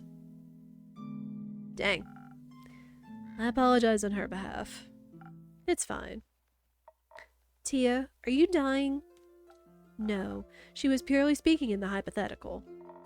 I'm not sure what that means, but it doesn't sound like it could damage your armor. But you know, maybe we should listen to her advice, at least a little bit. My granny always says, with age comes the priceless wisdom of mistakes. I think your grandma's advice would be much more helpful than whatever a failed hero has to say. You think retirement is failure? One's post should never be abandoned. If you can still serve the world, you should. Not sure if that's bleak or inspiring. The latter. I don't know. I mean, like, we still, kind of like our talk on burnout earlier, like, we should still not work ourselves to burnout by any means in recognizing our limitations and also, you know, not trying to be conformed too much to a world that values stuff like that, but I mean, I'm not saying like retirement from whatever you're doing. I don't know. I mean, I guess in the other way, it's also true that people that live a long time, it's because they keep moving. Because it feels like as soon as people stop moving, then, you know, that's where things start to go kind of belly up or something. So I've heard stuff like that. But anyway, we won't get on a soapbox about it. All right, the latter. But this is still about, you know, thinking about real human emotions and situations, even if it's off in some fantastical realm of fiction and stuff like that. Like, this is still like real kind of emotions that we deal with on the day-to-day basis. So hence the beauty of a visual novel.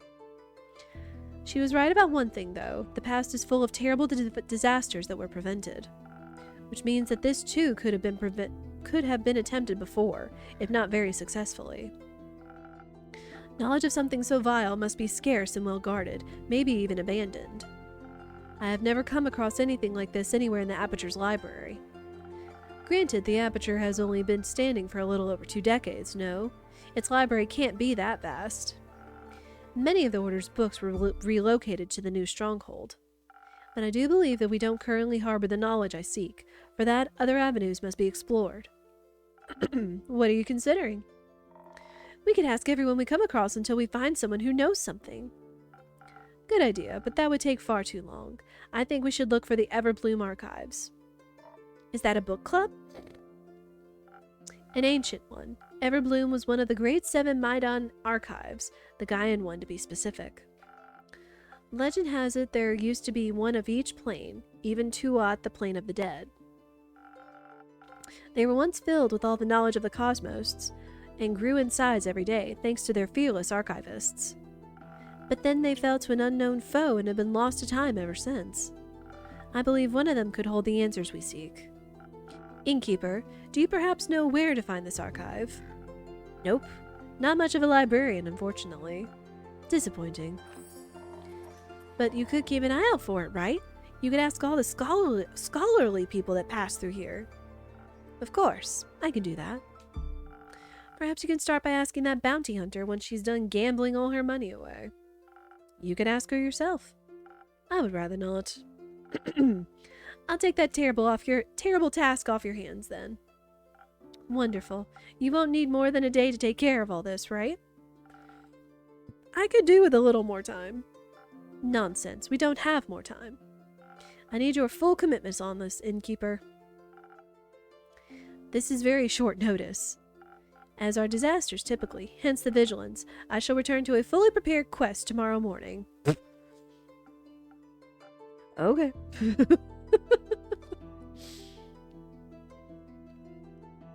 I could say something about her and her expectations of others, but again, we're trying to stay off a soapbox. In the meantime, you should rest. Don't be ridiculous. I have things to do, people to help, prayers to consult. Una was right. A good night's sleep would do wonders for you. I could even offer you some coupons to a beautiful swamp spa. Fine, I'll take one, or two, though they won't be put to much use. If I rest now, who will this world have faith in? I shall see you tomorrow. It's always nice to see burnout happening in real time. Don't worry, I'll go with her and make her some soup. Soup always helps me when I have a headache, and it looked like she has a big one. Do you want some soup as well? Yes, please. No question on that. I'll bring some by tomorrow. Do you have any allergies? This is my guy! This is totally my guy. He's gentle-hearted, considerate, talks to animals, has that sparkle in his eye and a great big smile. He likes to cook, and he considers people's allergies when he's cooking. This is my dude. No, thank you, Clay. Anytime, then the recipe will be a surprise. Have a superb day and spots! Oh my gosh. Okay, I think I found my favorite character in this game. Clay is fantastic already. I'll take some of those coupons too. Wonderful. Talking through everything really helped. Thank you. I'm happy to hear that. I hope you held on to those seashells. Catching up with some astral friends might make you feel a little better. Actually, I was thinking I could use the shells to make some friendship bracelets for Tia and I. I want to carve them into stars. I think that sometimes you have to make something beautiful out of the things that hurt you. Otherwise, you're left with anger that has nowhere to go. Do you like being angry? No, I don't. Me neither. But we all get angry sometimes. It's not the most fun, but it's important. Figuring out the source of your emotions and your feelings is the most important thing. I've definitely been discovering that this year, is that sometimes the basis of a lot of our emotions come from lack or loss of something, whether it's fear, it's loneliness, abandonment. Like there's all kinds of emotions that like anger and fear and sorrow and irritability and anxiousness all stem from. Maybe at some point in the Discord I'll post something that I found that like actually makes a lot of sense in terms of reading where your emotions come from in order to come to terms with something, in order to like kind of get a grasp on something, in order to allow you to feel your feelings and then to just let them go, you know, or in to find ways of dealing with them. Things like that. Again, visual novels. So good. All right. Never getting angry doesn't solve anything either.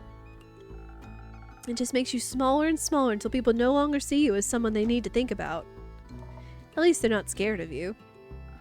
Anger doesn't make you any more of a monster than silence makes you a saint. Dang! Dang! That is some insight. Anger doesn't make you any more of a monster than silence makes you a saint. Ugh. I am not a saint, but silence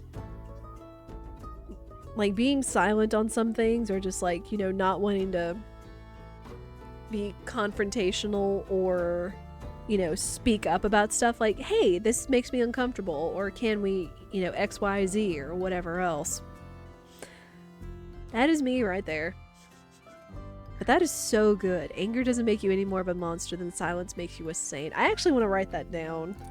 I'm going to write that in my notes because that's actually really good. Holy heck. Because, I mean, it's true. Like, we are a myriad of people. This is what makes us human. It's what makes, like, you know, humanity, like, so complex, is because we can have complex emotions. And that is okay. If we feel one or the other that we don't feel all the time, it doesn't make us a failure, you know? It just means you're alive. And that's the best thing you could ask for. Silence makes you a saint. Again, that's honestly a really good line. Mm-hmm. Sorry I keep stopping, but just this insight. It's like, yeah, be a whole person. It's so good. It's like, I love Clay's character. I'm loving like all the emotional insight that we're getting on this and humanity and all that. Just, again, that's why visual novels are so good to play every once in a while. Be a whole person, Clay, and don't be scared of who that is. I'll try and keep her. Thank you. I hope you find your way back to yourself too. Thank you, Clay. Me too.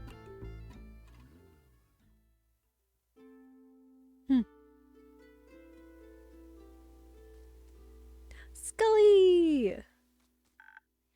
Top of the evening to you. Welcome to my tavern. Oh, what do my magical eyes see? New faces, new acquaintances. With whom do I have the pleasure today?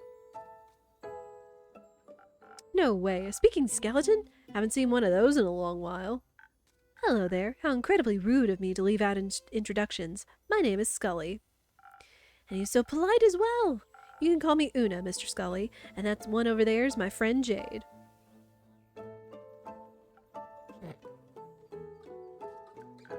Ah, a fellow Maida, but with more skin left. Which isn't immensely difficult, I suppose. Glad to make your acquaintance, Una and her friend Jade.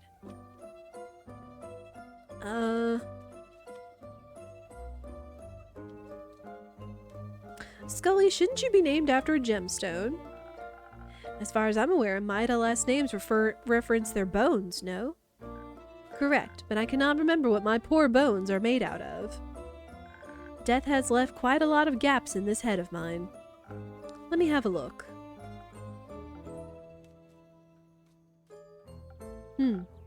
Looks like alabaster to me.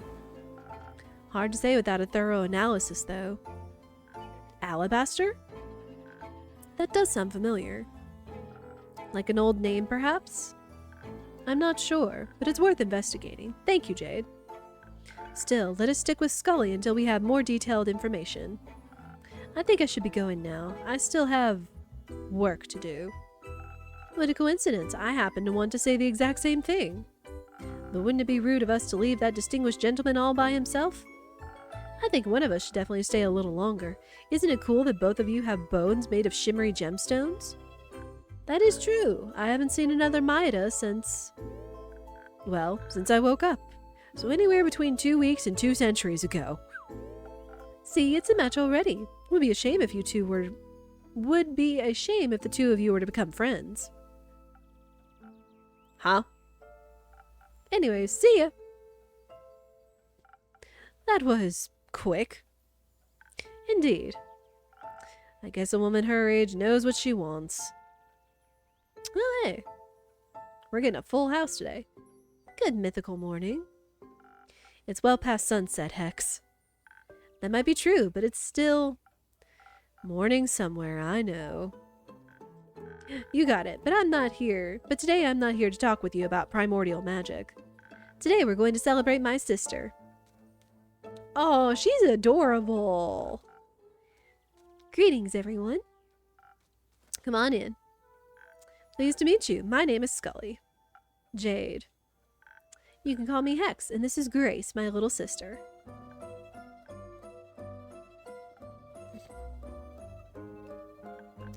Yes, I know, she's taller than me. You can keep it to yourselves. We're here to celebrate, not to roast, though some fire might be fun. No fireballs inside, Hexagon. If you insist, a fireless party it is then. My bones are aching for a party.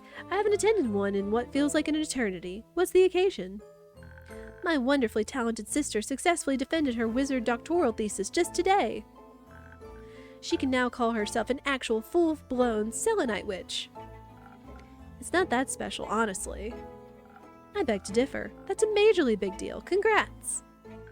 I must congratulate you as well. Quite an outstanding achievement indeed. You're very sweet. Thank you. I have to agree with everyone. You should be proud of yourself. How about a drink on the house to celebrate your graduation?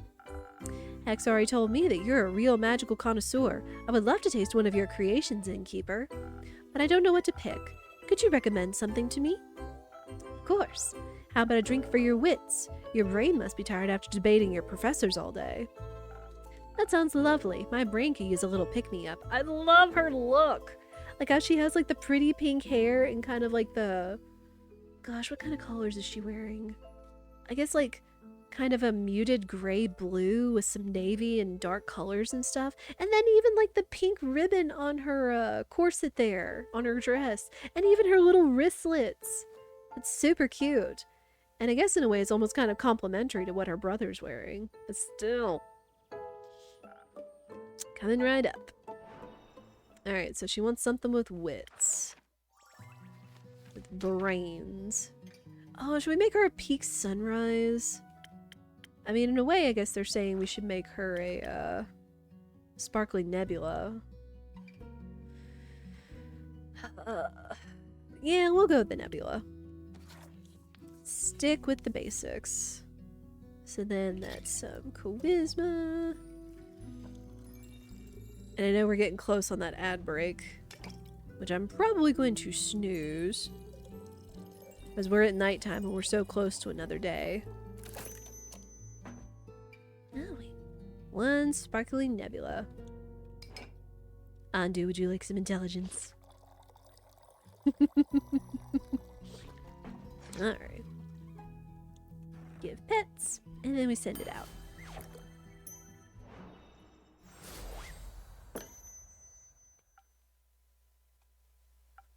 My, this is delightful.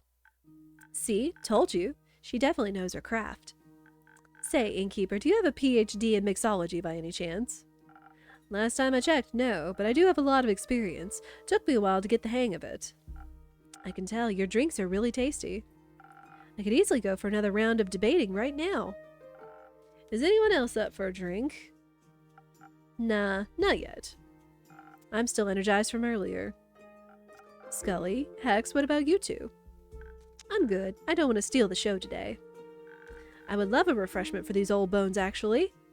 Perhaps something that'll bring back the charm of the old days. At your service.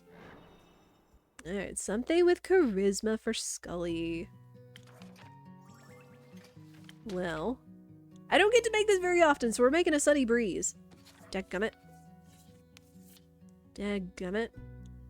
Though I think that calls for an infusion. Also, ads are coming. We are going to snooze. Because I at least want to make it to the end of today, if possible. Though I don't know how long this session is going to be.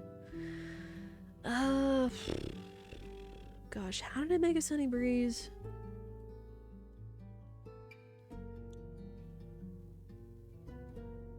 Need something with intelligence. Oh yeah, this would work. So much. Ouch. That undo. Try without the question mark, Mike. I think that might have messed it up because I think it has to be exactly like the pin note up there for the command. Yeah, we go. Yep. Alright. So then 1 bit of intelligence. And then all the charisma.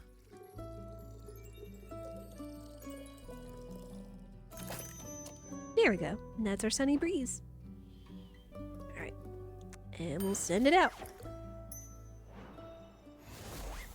How delightful.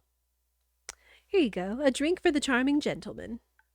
Oh, what a lovely taste. It warms my bones inside and out. Should I be worried? Maybe it's an undead thing. Well, theopractically, it would be possible for a magical drink to warm one's bones. You just need you and your wild dreams, Hexy. Maybe leave those experiments to someone with an actual laboratory for once. Ah, all that talking about studying and degrees brings back so many old memories. I was also a scholar once. I spent my life as an archivist at the Gaian Everbloom Archives, to be precise. What? The Everbloom Archives, you say? Sounds like we need to introduce you to Clay and Tia. Before my, well, supposedly eternal slumber. I've read a lot about the old archivists, but I've never had the chance to talk to one. Well, obviously, they're all dead. All of them? Yes, the archives were destroyed ages ago. They're mostly a myth now. Oh, that's quite sad. A lot of knowledge must have gotten lost with them.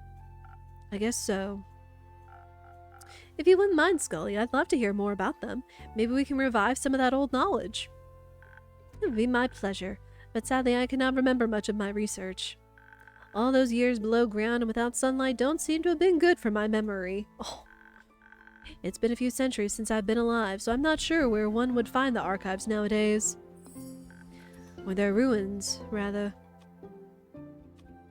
Do you remember the environment surrounding them? Maybe that could help. A little, I believe. I might have even woken up close by. My early memories as a skeleton are quite hazy. During my lifetime, the archives were located deep underground. Gaia's lively blessings were juxtaposed with a hostile and lifeless mountain range. They were surrounded by nothing but rocks and boulders, as sharp as talons and fangs. Even if you made it out of the mountains, you'd be greeted by either dry steppes or a poisonous lake. Oof. The liquid of that lake could singe the meat right off your bones. I knew someone fell into that lake once. I remember as if it was yesterday. Well, that sounds like not the best place to hold an important archive stronghold. Wouldn't necessarily agree. They say the books and scrolls of the Maiden archives contain all the mysteries of our world and the realms that surround us. Of course you have to protect that knowledge. It would be a shame if someone... Anyways. I think I know the place Scully's talking about. Oh? It sounds just like the gravel mac. Sharp rocks next to a poisonous lake? There's no way a location like that exists twice, on this plane at least. Or else I would have heard of it. Ooh. I wouldn't recommend going there. I bet it's exceptionally dusty after all these years. But think about all those hidden treasures. Knowledge left untouched for millennia. That sounds a little too ambitious, even for you. Fine. Your delicate wizard sensibilities wouldn't last a day in the gravel mac anyway. Oh, and you would. Who can say? Anyway, I gotta go now. Shared enough secrets of the trade today already. Thank you for your reluctant service.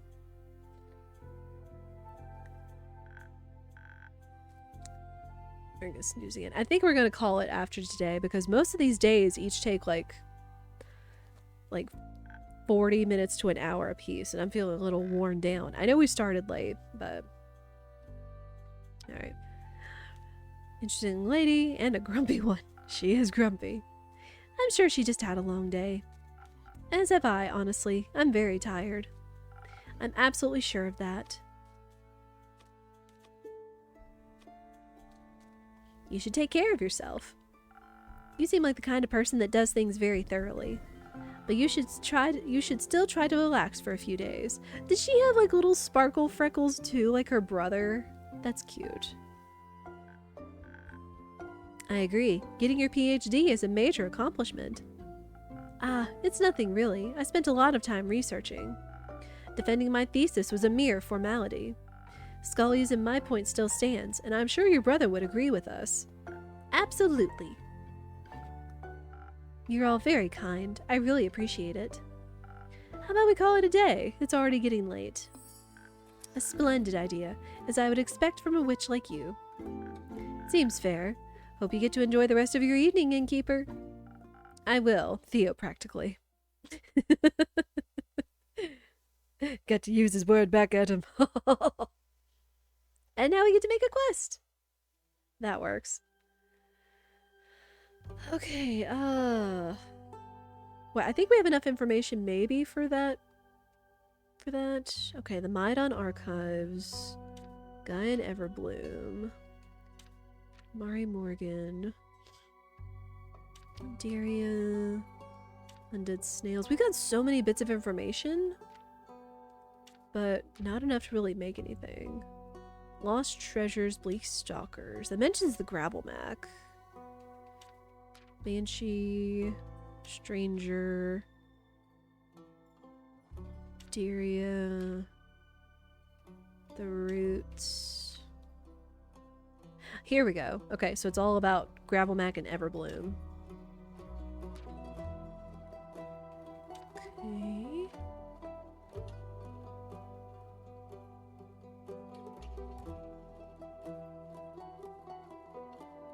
Okay.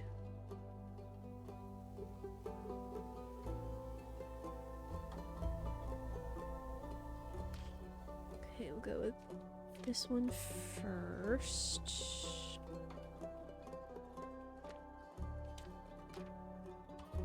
Then this one. And then within the Gravelmac Archives. Alright. Raiders of the Lost Archives. The Lost Maiden Everbloom Archives are said to offer infinite knowledge to anyone with unanswered questions. Its ruins lie deep within the Gravelmac, a dangerous and lifeless mountain range that even seasoned adventurers try to avoid. If that wasn't enough, the mountains are also said to be haunted by nightmarish, bleak stalkers. Let's just hope they don't find abandoned archives cozy and inviting. Okay, so this would probably be the perfect quest for Tia and Clay, considering she's like, I'll be back on the morrow with that quest that you're supposed to be making for me. It's like, lady, you are quite persistent.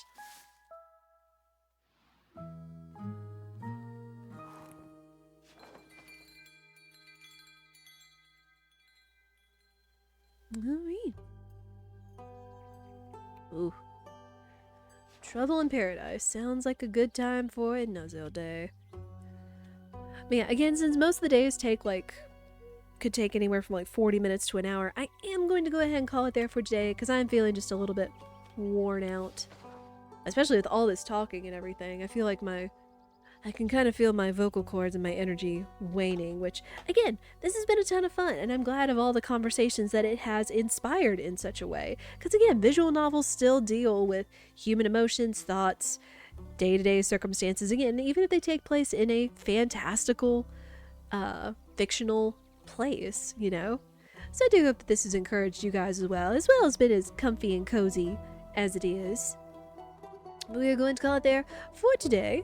So, thank you everybody so much for watching, whether you've liked or chatted. I appreciate all you guys for enjoying the Tavern talk. I gotta pause the ads once more. I'll get you out of here before the ads go off. But this has been fun. We'll still continue to play this through. We'll see it through to the end of the base game, and then we will play the DLC Tempest Tantrum that comes after it, since, again, Gentle Troll and Future Friends was so generous enough to send me a code for it after it released last week. If you enjoyed yourself, I encourage you to follow. You know what we are doing and when. I also encourage any of my regulars that will be around tomorrow night.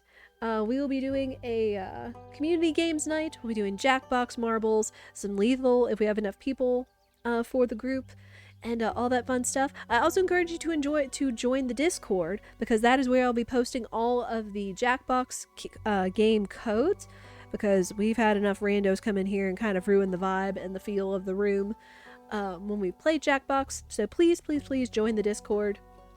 between now and when Jackbox starts tomorrow night, which will be 7 p.m. Central on Saturday. Again, just to kind of recognizing for you guys for your support and your care and everything in September, and just for how amazing you guys are in general, of course. I love to always tell you guys that because it's true. And I want you guys to always know that. If you've missed anything previously, any of our previous playthroughs, including when I played the demo of this game, or any of our other fun visual novels like Ace Attorney, RPGs, randos, playthroughs, demos, you name it, it's up there on the YouTube as we continue. We are getting so close to the first level of YouTube partnership, and I'm very happy and very pleased. And would encourage you guys, it's another free way for you guys to support the content, for subscribing, liking, commenting, all that noise. It's an amazing place for you guys just to find all the content for free. It's where our VOD vault is, and you can go check it out for yourself. Then again, thank you guys again so much for watching. Let me see if I can find somewhere to send you guys, because this has been so much fun, and we want to continue that love and hype and everything.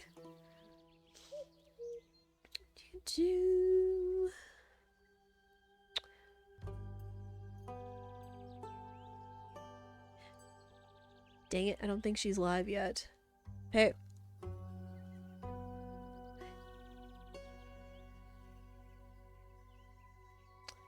Okay. Sadly, who I was thinking of sending you to is not live yet, but that is fine. But if you want to continue the comfy, I can always recommend you guys check out Bob Ross.